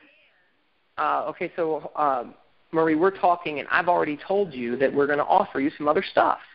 Like, I want to keep helping you. You said, gosh, I just got to get that phone ringing. And I'm like, ding, ding, ding, ding. She wants her phone ringing. That's leads. And so and I don't know what the fit is going to be. I don't know exactly what you need. If I knew exactly what each of you needed, I would just say, here, buy this. But I don't yet. So here's what I would suggest. Again, I know you just said I got to memorize all that. I would agree you need to practice it, and it'll start to come more natural to you. Mm-hmm. But it really is more about them and less about you and less about your stuff. It is just service help, service help, service help. Put your prices wherever you think is appropriate and you feel congruent around it. Make them high. Be willing to discount it and make it appropriate. Don't give away the farm or you're going to be upset. You're not going to be able to pay your bills. You're going to cheat yourself. They're not going to buy from you or not buy from you based on price. The guy that lost our business at $5,500 or $6,500 could have actually gotten us to pay if he'd have just stayed in rapport with us a little while longer. if he'd have made us feel a little better. We wanted him more than anybody, and we were frustrated with the shopping process. But he got frustrated with us being a pain in the ass. Because we were caught up on price and all of our own stuff working inside our own box. And if he just would have kept making us feel good and aligned with us, and he would have probed a little bit more to find out what we really wanted, if he'd have asked more questions, we'd have bought him. Now, we're thrilled we didn't, because we ended up getting a photographer around $2,000 or something like that. $2,000, $2,500, blah, blah, blah. My next photographer, because we had 2 weddings, one on the beach in Hawaii, I got for nothing. I paid for her plane flight. But I'm the guy that negotiates like a mother. I mean, I'm a miserable client for you.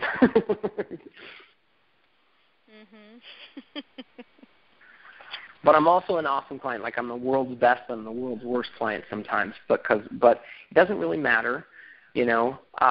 Okay, so we are beyond the 90 minutes. This is just, I can't believe how fast these things go. So here's what we're going to do. I'm grateful that we have another call with you each one-on-one to fill in the gaps. But I want to thank you, Marie, for being just authentic about this, because Athena and Sandy, since you're still here, would you agree that when I was asking Marie questions about her stages of the sale, that it sounded a little confused, and it was valuable for you to hear like us figure it out together, and like give you more clarity about your stages. This was one of the best calls ever for me. Thank you so much, because I was as confused as anybody, so I was sitting here taking feverish notes. Yep. Lots of notes. I spent the whole time saying, well, that's not exactly my situation, but here's how this would apply to me. And, I can ask this question, and et cetera, et cetera. I have pages of notes that are really going to be helpful. So thank you, Trevor and Marie. You're welcome. Yes, thanks for stepping up, Marie. No problem. And Marie, I would also venture to guess that your challenges with what I was saying and your perspective, and then like me helping reframe it. And I'm probably not right, not in all these cases. I'm just giving you a different perspective, because I actually haven't gone on one of these calls, you know, to these sales. I'm not going to be right all the time. That's not the purpose. You know, I'm helping you get a different perspective to try to communicate better. That's all it is. And you need to pick the things that are appropriate for you and throw the others out, or have them in your notes so you can use them later. The truth is, I did not figure this out for myself until I had no other choice. It's happened to me several different times. I've had to I've had to really get outside my comfort zone and start doing stuff that had previously made me feel uncomfortable. It seemed inappropriate because I hadn't done it that way. When I had a water sports business and I had to get a job to support my business habit, I refused for years, 2 years, to change my prices because I thought it was unfair. And I saw the guy down the street doing it, and I used to tell everybody on my boat, I will not do it like that guy. Now, he made a lot more money than I did. And finally, I was like in so much pain, I wasn't making any money. I made $89,000 gross my first year of business, and I had to go to the bank with my last credit cards and take $7 off of one, $14 off another, $27 off of another, because I needed to buy groceries. It was the last couple of bucks I had over the holidays. It sucked. It was miserable. And I ended up having to get a job shortly thereafter. It was awful. My rent was $450 a month, and I shared that. We split it because I think I had a rent. I don't know if I had to pay $400 or if we split the $400. Maybe my part was $450. I don't remember. But it was miserable. And it wasn't until I was so freaking miserable that I was finally willing to make some changes. And what I learned to do was give more value to my clients. And I got to share with you, that was my first learning.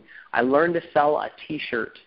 I probably haven't told all this story to all of you, but I learned to sell a T-shirt because I had this guy on my boat one day, and he sold like 10 T-shirts, and I couldn't figure out how he did it because I wouldn't sell 10 T-shirts in a month. I'm like, how the hell did he just sell 10 T-shirts? And I was like, gosh, if I did the math on that, I make $5-10 per shirt. Like, that's better money than I get the waiting tables at night. If I could just learn to sell some T-shirts, I wouldn't have to. If I get one more person to come out on my boat, I wouldn't have to go work so hard. How can I do that? How can I make another $5 a head or whatever? How can I get one more person? And I started to ask, and I had this guy come out and teach me how to sell a shirt. And I'll ask you, Marie, the first time he taught me to sell that shirt, do you think I went out and once I got a whole day working with him, he told me how to sell it. How many shirts do you think I sold on my own the day after my training with him? How many shirts? 2. None. Okay. I don't know. I couldn't figure it out. So I had him come out and teach me again. And I went and tried again. How many shirts do you think I sold the next time? None. So then I was like, dude, can you watch me? Can I do it with you? So then he did, and he helped me. And then I finally got to sell 1 or 2 or 3 or 4. And then I learned the script, and I finally got it. And I'm like, oh, I get it. And I used the strategies. And there's all this stuff. And then people were happy. And I felt bad at first. But then people would be like wearing my I started to the point where everybody would leave the boat with a shirt or a hat. And they were smiling and would take pictures and say, thank you so much. They started giving me twice as much money and celebrating it. I couldn't believe it. The day I started charging more money on my boat was the day my clients started leaving happier. I couldn't believe it. And here's the thing. I was in my 20s, and every single business I've had since then and every single client I've ever had since then has experienced the same thing. Every single time. I'm not saying that the first time you raise prices, everybody's going to cheer. They don't. But when you raise your fees in such a way that you actually raise your value, your client is thrilled. And I've never had it happen where a business owner couldn't find a way to raise their price because they added more value. And when you add more value, you actually meet your customers' needs at a higher level. They love you for it. You make more money, they get more value, and it is just a fabulous win-win. And it happens again and again and again. And typically, when I charge my bottom basement prices on stuff, my clients are a big pain in the ass. Everybody loses. Not that you can't have some lower price things, because you can, but that's typically, it's a more difficult way to go. So at any rate, any last questions before we jump off? I did not want to take 2 hours, and we're approaching that time frame here quickly. Any questions, comments, concerns before we jump off?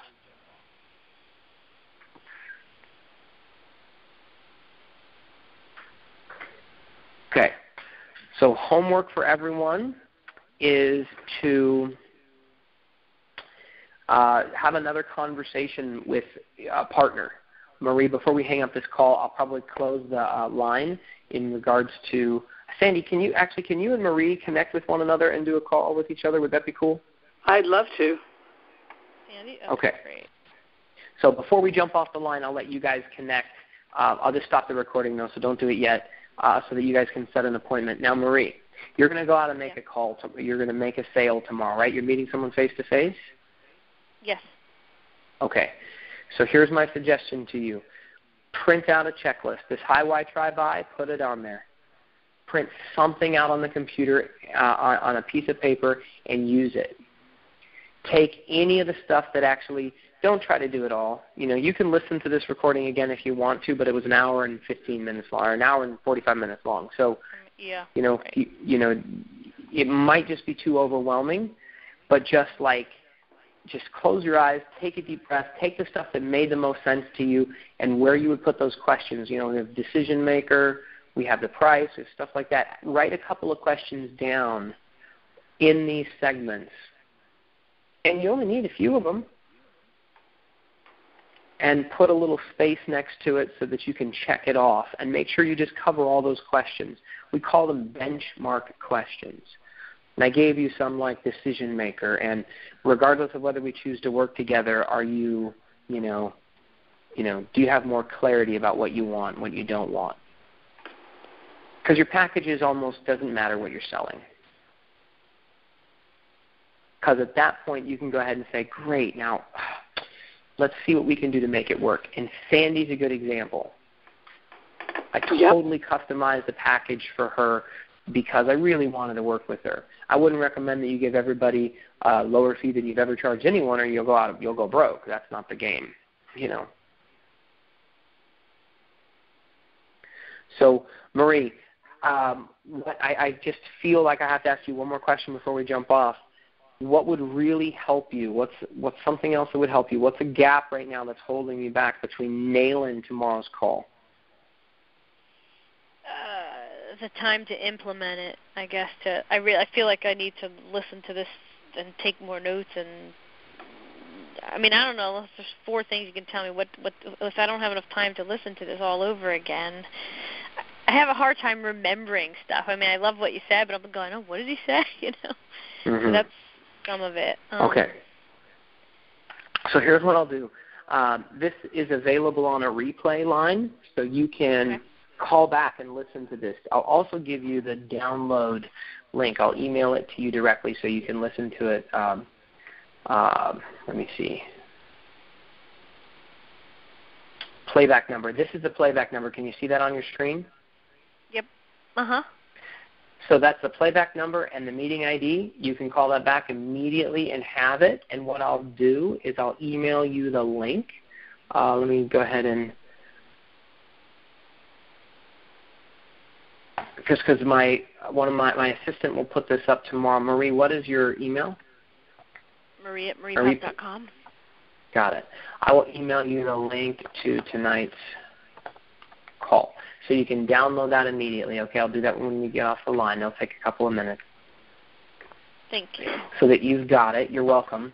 And real quickly, ladies, I want you to hear something. What I heard was silence. Sandy, you and Athena were like, oh, great call, right? What I heard, I felt that there was silence going on. I feel Marie like overwhelmed. Do you guys feel that tension right now? I mean, yes, I heard that Marie was overwhelmed, but I really think, Marie, that if you listen to this again, and gosh, I think it would be worthwhile getting up at 5 in the morning to listen to it, that you would hear what it was that was going on, and it will be so helpful for you. I mean, I was quiet just because I was listening and taking notes. Okay. I guess some of it is because, like, I've been doing this so long. It's like you got 13 years of doing your sales thing the one way, right? And all of a sudden, like, oh, God, I got to do it a different way. That's what some of it is. You know what I'm saying? And I'm okay, so that's the truth. So, Sandy, hold on a second before you give more advice, because here's what I'm pointing out. I'm pointing out a couple of things. If this is a sales process, okay, I heard silence, and I felt it. So that's what I'm just sharing this with you, Marie, as well, is that I could tell there was something going on. And let me share with everybody just what happened. Sandy, your temptation was to help Marie solve this problem, and you gave her some good advice. But that's not necessarily her issue or what is her solution. Because listen to what Marie just said. She said, you know what, that's not – she heard what you said, and rather than saying, thank you, that's great, I appreciate it, and completely taking in what you just said, right, you said, oh, this is what I think you should do, Marie. That's your advice. See, advice is very dangerous because you're often wrong. Yep. And that's not what's going on. And do you hear that Marie she hardly gave a pause before she said, thank you, Sandy, that's not really what it is, though, for me. And did you hear how congruent she was just now about her real problem? Absolutely. I've been doing it one way for 13 years. That's really what it is. So this is a huge reminder for everybody in regards to your sales. It's not about sales. It's about listening. Yep. It's about communication. It's about discovery. It's not about telling people crap. As a coach and consultant, I very rarely tell people what to do. I give them advice. I give them perspective. I give a different perspective. I tell a bunch of stories, but then I ask questions to see what they need, what they want, whatever. And we were about to hang up, and I'm like, hold on, Marie. I feel like there's something missing. I can just feel it. What is it? And she just said it. She's like, oh, God, could you give me like 4 things? Did you hear that? She said, I think you said this. What are the 4 things that I could add, right? Did I hear that? Yep. Okay, cool. So it's so Sandy, thank you for doing that. Marie, thank you for responding the way you did. Everybody was being very polite, by the way, notice. But it was a little bit of a gap and by the way, I'm a little bit out of rapport right now with everyone to a certain degree because I just made you wrong, Sandy, in some regards. That's all right. Really, didn't bother me. But it is. You can feel it though. This is important, and it's okay. And by the way, Marie, this is another part of a sale that is really important for everybody. This is high-level stuff right now. So this is what you paid for to get here. A good sale is where you've got to feel comfortable living in that uncomfort. Because when somebody decides they're going to spend money, they're probably, especially if it's a lot of money, I don't care. Even if it's $19 for me to buy a T-shirt, sometimes I'm like, oh, gosh, should I do it? Should I not do it? There's this tension. And I would recommend that you start to, like, let the tension build. Athena, you said when you did this role play with Irene, you felt that tension, and it's okay. Like, let it be okay. Don't fill the void with your blather and your noise. Let the tension sit. Let it build. Let them feel a little bit uncomfortable. But you got to be careful because if they feel too uncomfortable, you totally like jack yourself out of it, and then you know. But it's a dance. You know, it's push and pull. So the last thing I did before I just jumped off is I went, I feel a little bit of a gap. I think if I'd have hung up the phone, Marie would have gone like, you just sprayed me with a fire hose, man. Can you simplify that? Thank you for the link to the email. Like, what am I going to do now? It's almost 9 o'clock, dude. I got to go. Did you guys hear that? Am I close, Marie? Uh-huh. Then you wind up doing nothing because you feel so overwhelmed. And you're like, then you just go back to winging it. Exactly. Yeah. And check it out. So, Sandy, I gave her advice. I said, Marie, print out a piece of paper that says high Y, try high, guaranteed bonuses, and write some stuff down. And I heard her. She didn't say, oh, yeah, great, I can't wait to do it. I'm going to go do it right now. Thank you so much, Trevor. You're Jesus, you know, or whatever. She didn't say that. No, absolutely. So her silence actually spoke louder than anything. I'm like, are we cool, Marie, or what's holding you back from actually kicking ass tomorrow with this? And you're like, can you give me 4 things? Okay, huge sales stuff. So this is not all about Marie. This is just about communication and listening. Okay. And I know I've been talking a lot, but there's also this listening thing that is so powerful. And I'm not perfect at this by any stretch, so please don't get that. I make mistakes all the bloody ass time. You know, no big deal. But the truth is, I'm comfortable and willing to make these mistakes. Okay? So, Marie, let me get more specific then and give you exactly what you need in a very brief period of time here so that you can nail tomorrow, okay? Mm-hmm. What would be the most helpful for you as far as this scripting? And ladies, I want you to remember this. This is the first thing she told us on today's call. I need to figure out the scripting thing. And now I've been talking at her for 2 hours, and we're finally right back to it. And she's like, dude, why couldn't you just told me this, started to this, right? I couldn't because I had to probe. I didn't know exactly what she needed to hear, and she probably didn't know exactly what to tell me. She's getting a lot closer.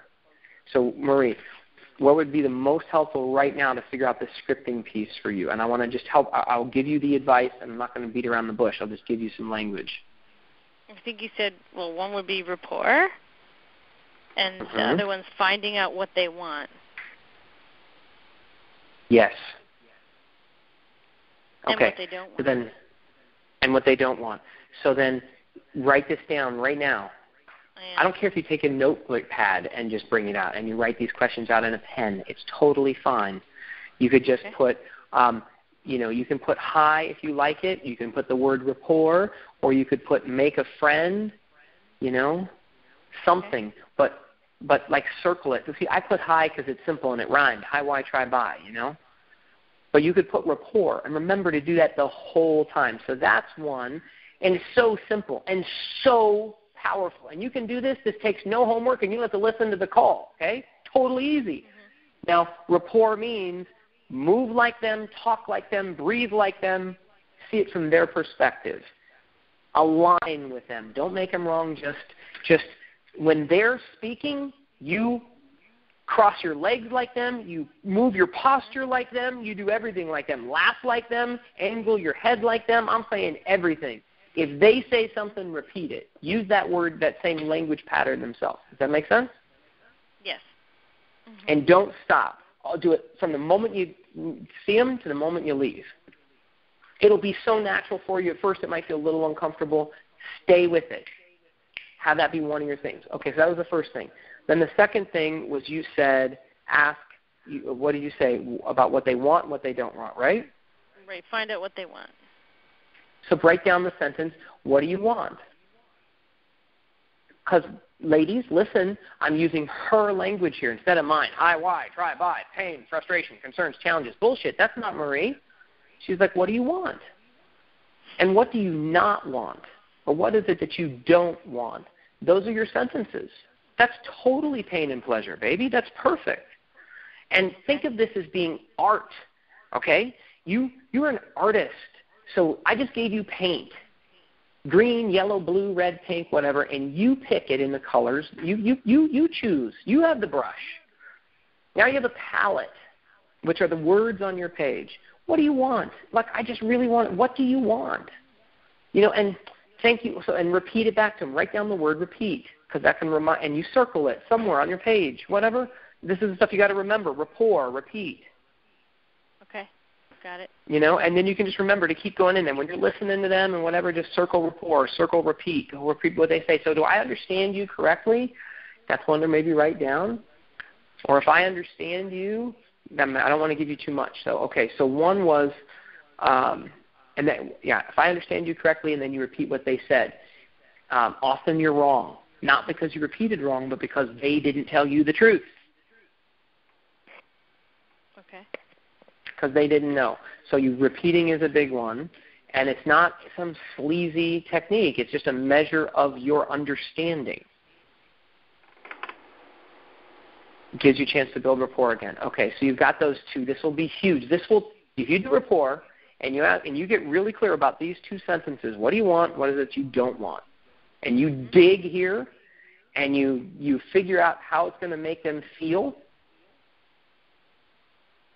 That's a follow-up question on both of these, by the way. How will that make you feel? How would that be? Ooh, align with them. Make it sound like that when they're, whatever your sound. Okay. And align with them. And let them feel it. When we taught you ask, align, associate, let them feel it. The power of the pause. This was your homework that you did not do. You get to try it live tomorrow. Let them sit in it. Feel the tension. Mm-hmm. It's okay. And it's, by the way, it's totally okay if you get a no. Celebrate the no's. Kate Fitzpatrick was telling me that was the best thing. One of the best things she's learned so far in this program is, like, she got a couple of no's recently, and she celebrated them versus letting it, like, knock her down. She was like, you know what, they're just not my ideal client. This is awesome. Okay, what else? You've got you have three or four things now. What else will help you a lot tomorrow?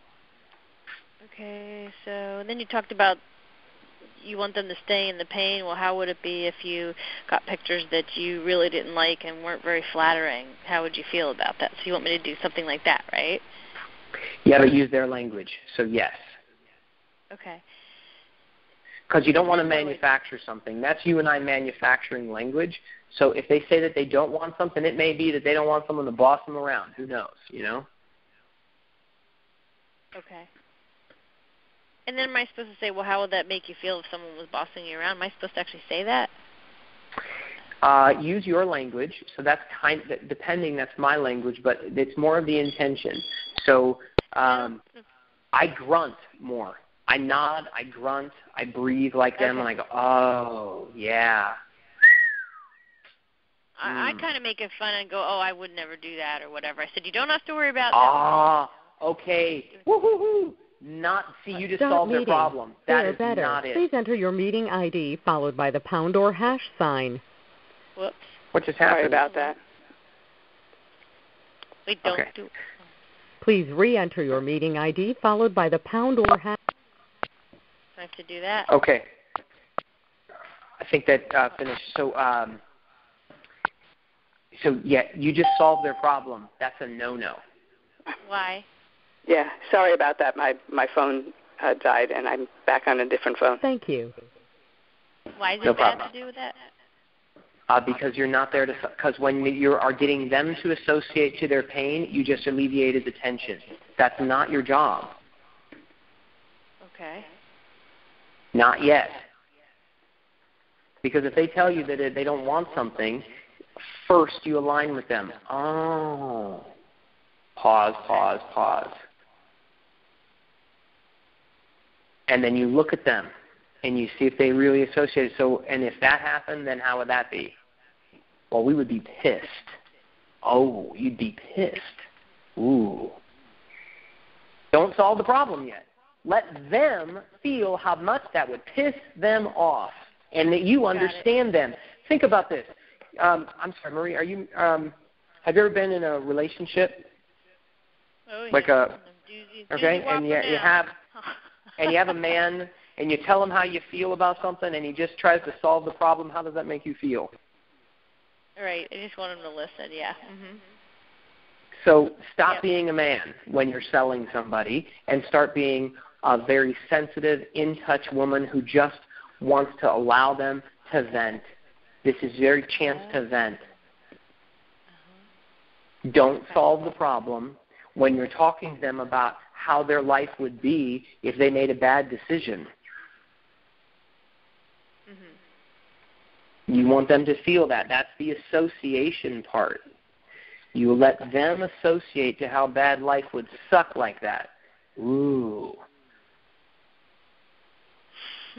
I mean, how? And then you ask them a question that you think, if you were listening, you probably, and if the mother-in-law is there or something, and she goes, we would just, you're going, so you paint a future that's yucky based on them making that choice, which is in line with whatever the hell they just told you. So I'm making shit up because I haven't heard it, but can you give me an example of what somebody has told you in the past that they don't want? They don't want somebody standing there telling them what to do and dragging them around all day and bossing them around. They just want to go have fun in their party. I get it. Oh, yeah. So now listen to me. So let's say they just said that exact thing to me, and we're like, oh, of course. And I'm nodding. I'm moving my body like them. I'm like just aligning with them like, yeah. Whew.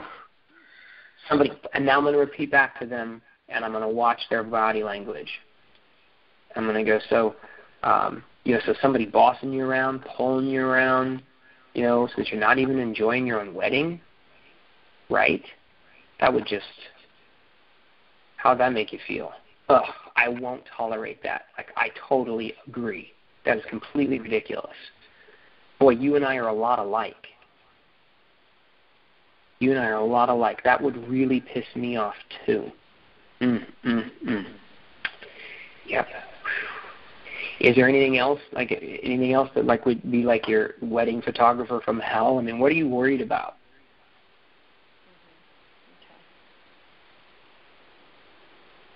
Oh, you want me to answer that? Sure. I'm really worried that I'm not going to look good in my pictures. I'm really self-conscious, and I don't like being in front of the camera. I totally get it. And believe me, girl, you're not the only one. I mean, I deal with this all the time with bride, and I know that that's a concern. That's something that's one of my specialties. So we can, you don't really have to worry about that one. I think you're absolutely gorgeous, and I've shot a lot of women. You're one of my favorite body styles, or whatever the hell. I don't know what you say now. I'm not a photographer, right? Like, oh, you're a blonde. I'm great at shooting blondes. Oh, you're redhead. Oh, my goodness, you're black. I just love black people. I don't know. Okay.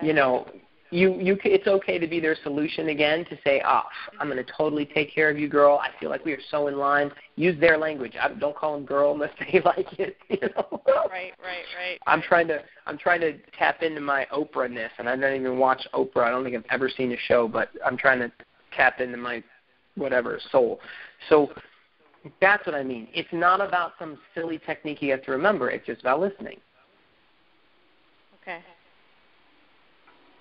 But don't solve their problem too soon, because make them feel heard. Think about how much you like that in your relationship. Okay. What else on your list? Because you need a checklist. Are you with me? Are you committed to having a checklist tomorrow versus winging it? Yes, I'm writing it all down now. Yes, too. Okay. Okay. So then the next step is okay. So then you say, well, then you do the magic wand. Is that what you're saying? So how would it be do I have to do that or? Well, you don't like that language, I can tell. Ladies, here, she does not like it, doesn't feel congruent, but what you did say is, what do you want, right? Or something you said, what is it that you really want? It kind of can sound a little cheesy. I mean, for my clients, I think. It's different when I interview people to work for me. Like I try to find out what these young kids want to do in their life. And I said, if a genie popped out of a bottle and gave you 3 wishes and money was not a concern, what would you do for your living? Then I get to sense what these kids really want to do for a living, you know? Marie, the only thing that's making that seem cheesy is you. Because the way you just made that sound right there, you're the only one that thinks that. And the truth is, you just don't know what people are going to think. If you're feeling freaked out about it, you're right. They're going to feel freaked out about it. You're basically going to get whatever your fear is. You're going to reflect it. You're going to get reflected in your client.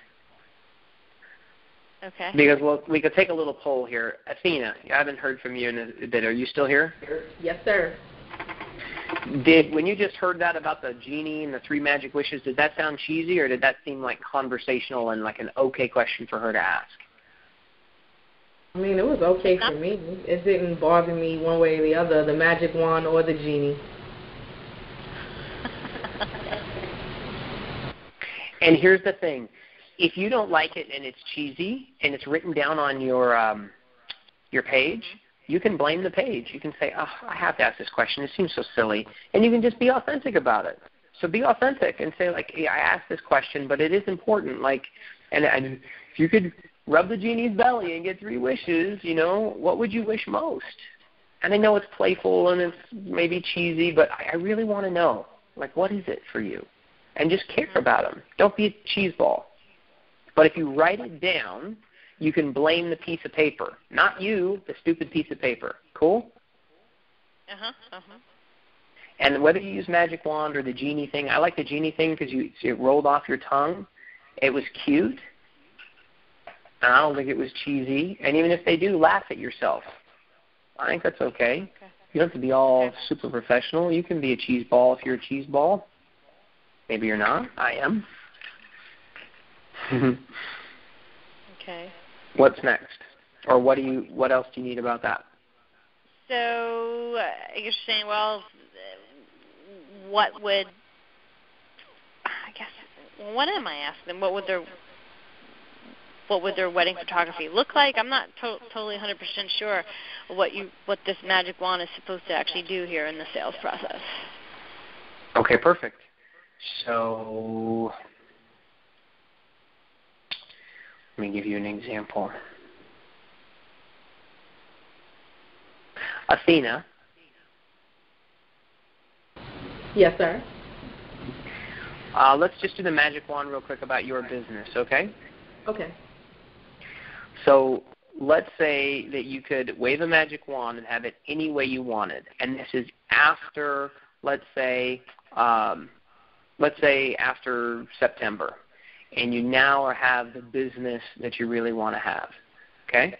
If you could wave a magic wand and have it any way you wanted, let's say it's October 1st, okay? And you just your business is right where you want it, how would it be? I'm going to Disney. In October, you're going to Disney? I'll go to Disney and party. I'd be happy. I'd be able to do whatever I wanted to do if my business, when my business is where I want it to be, ideally. And yeah, I'll go to Disney. My son just asked me a few weeks ago, Mom, can we go to Disney World? And I'd take him to Disney World. Okay, so Marie, check this out. I have no idea really what she's talking about, okay? So now I'm going to be, because I don't understand how to quantify what she just said. So I asked her kind of a vague question, but I don't know how to make that happen for her just yet. I don't have clarity. This is my internal voice that you don't hear. Okay, I'm giving you my coaching around it because I'm asking her about a magic wand. Like, what would you like? I picked a date, you know, and it's after her event, and she's thrilled with the result that she's gotten, and she mentioned something about Disneyland. Now, I don't have total clarity around it. I get the gist, but I don't have total clarity around it. So I could skip it and go, great, you want to go to Disneyland? Okay, awesome. You want to make enough money to do that? Okay, fine, boom, and then move on to the next step. But that's not being very sensitive, and that's certainly not me understanding. And she hasn't painted a very good picture for me yet, because you were probably just as confused as I am. Like, what the hell does she mean? You know? Okay. I don't know. Maybe you're, maybe not.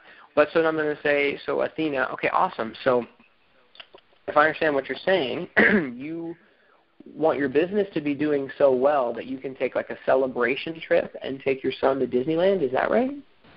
That is correct. Okay, awesome. All right. So that means in the months of, let's say, June, July, August, September, that you've actually made some good income, you've added some new clients to your business. Like, how much do you need to be earning? Let's say, how much money would you have needed to earn in September to be able to take a celebration trip to go to Disneyland with your son? Would you take anybody else but your son, by the way? Would it just be you and your son, or what would it be? No, I would take the family, my husband and my 2 sons. So it was just my oldest that asked me about Disney. And as for my income in September, I would need $10,000 for the month to be able to pull that off in October. Wow, awesome. Awesome. Okay, great. So then if you were to make $10,000 in September and you could be planning that trip for Disney with your whole family, that's your husband, your son, did you say your daughter as well? My 2 sons. Your 2 sons, I'm sorry. So your 2 sons. So you, your 2 sons, your husband. Anybody else? No, just us. Just us. Okay. How would that make you feel? Like to be planning that trip in September. Take a deep breath and just tell me how good you would feel if you're planning that trip to Disneyland and you knew that you were actually able to take your husband. I know he works hard, but you're able to just take him on a trip, and you'd be this is a celebration trip, and you'd be taking your kids to Disney. How would that make you feel? I would feel like I'm on top of the world, like I'm floating on cloud 9. It would be a terrific feeling to be able to give that source of enjoyment to my family that none of us have ever experienced before. It would be a brand new experience for all 4 of us. Awesome. Yeah, that sounds great. Okay, so I just did it, Marie. Okay. And it had nothing to do with any sleazy technique. I just asked Sophina what she wanted. And I don't even know if I used magic wand. Maybe I did or I didn't. I don't even know. I'm just like, how would it really be? And then I probed a little bit. I painted a picture. I used some of my language to clarify it so I understood what the hell she meant. Because I want to go to Disney. I was like, what? I don't know. What do you mean? You know, your business is doing so well that you're making enough money. Then I quantified it. You know, I'm like, oh, okay. Who would you go with? How would that be? You know, if I was to do this a little more, I'd say, like, well, you know, would you spend a whole week in Disney? Like, how would that be? Oh, my gosh. Like, how proud would you feel? Like, I'll dig deeper, depending on if I need to, because she loves it. I'm telling you, that girl's smiling right now. I think she's probably on mute again, but that makes her feel great right now. Am I right, Athena? That you already feel better now after focusing on that? Yepper. So I'm not leaving my potential client in pain. I want to talk about that beautiful future. By the way, this is the time that I point at me. I'm sitting straight across from him. I want him to see that, look at me. Feel good, look at me. Feel good, associate to me. I nod my head. And notice I didn't interject my dumbass language. I just said, wow. Grunt. Me too. Wow. Awesome. Pause. Power in the pause. Instead of me opening my stupid mouth and talking over her emotional, got emotional there a little bit. And I know it may seem like it's over the top, but that was pretty right off the bat, and she just nailed it. So, Marie, for you, how does that apply for you? What did you learn that you can apply tomorrow specifically Oh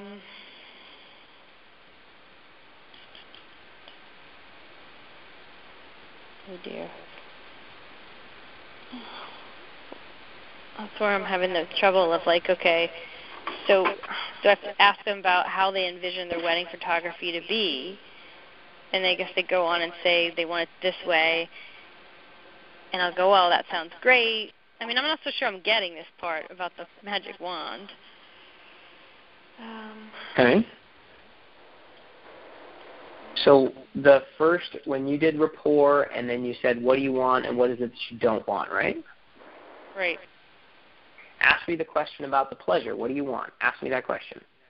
Okay, so but what do you want in your wedding photography? Okay, great. Now, do it, ask it again without being confrontational, and get excited about it. Okay, right. That was almost as exasperated, but we're practicing here, so that's cool. So what is it? Yeah, so, no, I don't think so. Okay. I get it. So Trevor, you were saying that you wanted to have these really romantic pictures of you and Robin in the meadow, and there's this really cool bridge. I mean, that sounds really awesome. So if we had these really romantic pictures and you felt really relaxed, how would that make you feel? Is that what you want me to say, something like that? Pretty much. Kind of. See, if you just ask them what they want, they're going to tell you. Okay. You know, what do you want? What else do you want? What else do you want? You could just keep asking that question, like, what else? Are there any other types of pictures that you would want? What size photo album would you want? I mean, how long do you want these to last? Do you want a bunch of pictures in your house? I mean, how would that be? You want your walls covered? Do you just want a couple? Like, I'm just trying to understand what you want and how that would make you feel. Like, I want to make sure that have you thought about this? You know, do you want to print them on? I mean, how do you want it? Oh, I want this, I want that. Like, do you want some photos of you guys of the pregame when you're doing your makeup and stuff like that? Do you want a big photo album? What do you want? Just tell me. I haven't thought about it. Oh, great. Well, fine. So once they tell all that, then you're like, wow, it sounds great. So I understand you want, X, Y, Z. And then how do you make the transition to saying about the trying or buying? Okay, great. So here's the distinction. I want everybody to hear it. So, Marie, I don't know if you hear it. I know you're being very businesslike right now and trying to skip through it. And I know we've been on the call for freaking ever. I get it. And I apologize. But I think this is important. It's okay. I appreciate it. I do. Thank you. Okay. I mean, but the issue is also the time that you need to go. Am I also right about that? Are you sensing this has been a long conversation? You're just trying to be done with it also? A little bit, because I'm kind of hungry. Okay. Okay, I get it. So this is why I'm listening, because, ladies, I hear it. I hear something going on I'm not getting, right? She's a little like, oh, come on, what's the next step? What's that transition? I get it. So I'm just saying that you can do this too. Listen, and it's okay, and acknowledge it, and I'm apologizing because I want to get back in rapport, because now she's kind of mad at me. Not really. I know you're not mad at me, but I mean, it's still, you're hungry, right? Or it's been 2 hours. So I get it. 2.5 now we're going on. But I'm trying to give this last little piece to you, only what you want. So your tone, it has everything to do with tone when you're asking. Just celebrate what they want and just ooh and ah. Write down on your page, ooh and ah. When you ask them what they want, ooh and ah. That's it. Okay. Just ooh and ah, smiley face, celebrate. Okay. The transition is basically, so now that I think I now have an understanding about what you want. Okay. And then repeat it to them. If I understand you correctly, you want this and that and not this and that. Is that right? Great. Mm-hmm. So take a moment, write this down. Pick something that I just said so you've got that for your checklist tomorrow. Mm-hmm. Okay. So you don't have to listen to the whole thing. You have something? I do, yeah. Now that I understand okay, cool. You want it. Okay. Mm-hmm. Cool. So you've got something, and then you're like, okay, so would you like to give me, is it okay with you if I share with you my recommendations or what I would recommend based on what you told me? Is it okay with you if I give you a recommendation or based on what you told me? Something like that. Your language, not mine. Something like that. It's asking permission to give them the offer. Okay. I think I now understand what you want. It's this and that, not this and that. So, okay, great. Do I get that right? Okay, cool. Align with them. Breathe. Feel them out. Look into their eyes. Feel the tension. If there's something you're missing, like I've done it several times on today's call, I'm like, hey, what am I missing, Marie? And you're like, I'm hungry, dude. You know? Uh-huh. So I'm listening, and you're not saying stuff, but I still heard something. I think it was Sandy was laughing at it because I got it. I got something. And you're probably not being totally forthcoming about all the stuff that you're feeling, but I'm getting some of it. Like I'm not a friggin' idiot. I get it. So listen, and then you go ahead and transition. Is it okay if I share with you this stuff? Cool. So here's what I would suggest, and now go through your packages. Okay. Start high, so it establishes your value, and by that I mean give them their biggest package. Tell them that you're a $25,000 celebrity photographer. If you've ever gotten paid $25,000 and you did a wedding for Tom Cruise or something, tell them. If not, then anchor them high anyway and say, look, if I was to give you everything I have, it's my $12,500 package. It's the bomb. It'd knock you out of this world. You'd feel like Cinderella at the ball. You know, I turn mice into horses, whatever. You know, it's unbelievable. Okay. I'm not even going to tell you all that stuff that package has because it's just not appropriate. Are you guys on the same page with me on that one? That $12,000 is just way out of your price range? Okay, that's fine. I didn't think so either. I just wanted to let you know it's available. So if you want to ask me later, I can tell you about that because that is my high-level package. Mm-hmm. But now you've established your value because nobody has the balls, to say they're charging $12,500 for their freaking super-duper package. But you established your value high. Mm-hmm. Now, I think I have a couple things I can customize for you, and now it's going to be like this. Now start telling them what they're going to get, the result that they're going to get from your packages. I don't care what they're called, super duper package, A, B, and C package, whatever. Start telling them what they're going to get, not the price. Boom, boom, boom. Going to get some of this and some of that. Use their language back at them because you asked them, and like you said, you want to have something for that is going to come included. You're going to get some of this and some of that. You wanted a customized book? I do that as well. I do some of this, I do some of that.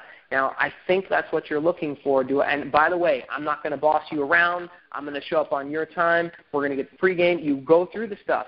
You nod your head. You're listening. If you're off their game, you're going to be like, hey, what did I miss? You guys don't want that? You do want that? Okay, cool, awesome. So if you were to, is that the package that you want? I think that's what you want. Okay, for all of that, you got a couple of options. And then you're testing. Is that right, guys? Does that feel right? Yeah, that's what we would want. I think that's great. Now, what's the price? Cut down to it. Here we go. Okay, great. For all that, it's normally $5,500. But here's what I'm going to do. For you, I'll give you all. I'll make it $4,500 if you give me a $200 whatever deposit. Okay. Now, if you want, I can customize this. I can give you a lot of that. If you don't want to spend that much, you can make it $3,500. That's fine. And now let me talk to you about what else you're going to get, all the bonuses. And here's the deal. Whether you choose the $3,500 or the $4,500, it really doesn't matter because I'm going to blow it out of the water. You're still going to get this. You're still going to get that. You're going to get. It just depends on whether or not you want the super dupe thing for the extra grand for the $4,500. I guarantee whatever it is that you guarantee, and I throw in these bonuses. My extra time, my extra this, I haven't even told you about that, I haven't even told you about this. It's super awesome. I only have, that's my last spot I have available in that month. So if you want to lock it down, you get a discount if you give me a deposit now. You still have 72 hours or whatever your deal is to make your final decision. It's up to you. I know you got to meet 10 more people. I know that you're not, that you're going to decide at the end of the month, not now. I get it. I want to honor that. You told me that's what you want, no problem. But in order to get all those super-duper bonuses that I told you I was going to give you, in order to get the discount I told you were going to get, you just got to lock it down. The reason I'm giving you that deal is because I like you. I only pick a couple of people to work with. It's rare that I'd give someone an option like this. I only take on about 12 to 20 clients a year. I'm very picky. Just so happens that I love you guys. I'm exactly like you. I feel exactly the same way about all that stuff you said that you hate. I hate too. all that stuff you said you want, you basically described my world's favorite photography experience, whatever. I am exactly like you. I feel like I really connected with you. If I wouldn't make that offer unless I was there. So is that what you want, or do I have it wrong? Is there something I left out? Because I'm not asking for the deal yet. I'm not asking for the sale. So that was the try, buy, guarantee bonuses all thrown into a whole bunch of me ranting, painting a picture, feeling them out to see if I got it nailed. Now that was, hopefully you grabbed a couple of lines on that because it's now 9:30 almost.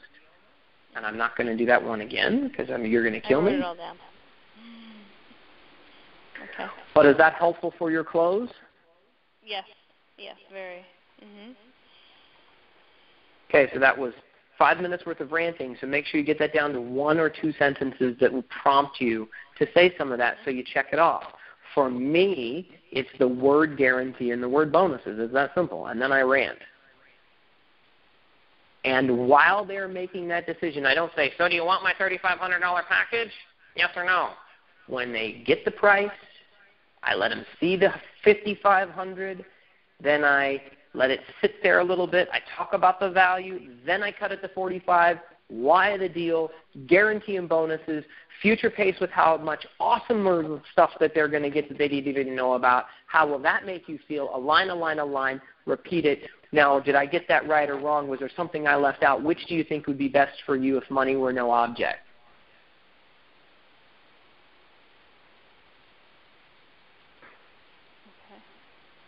Okay? Yep.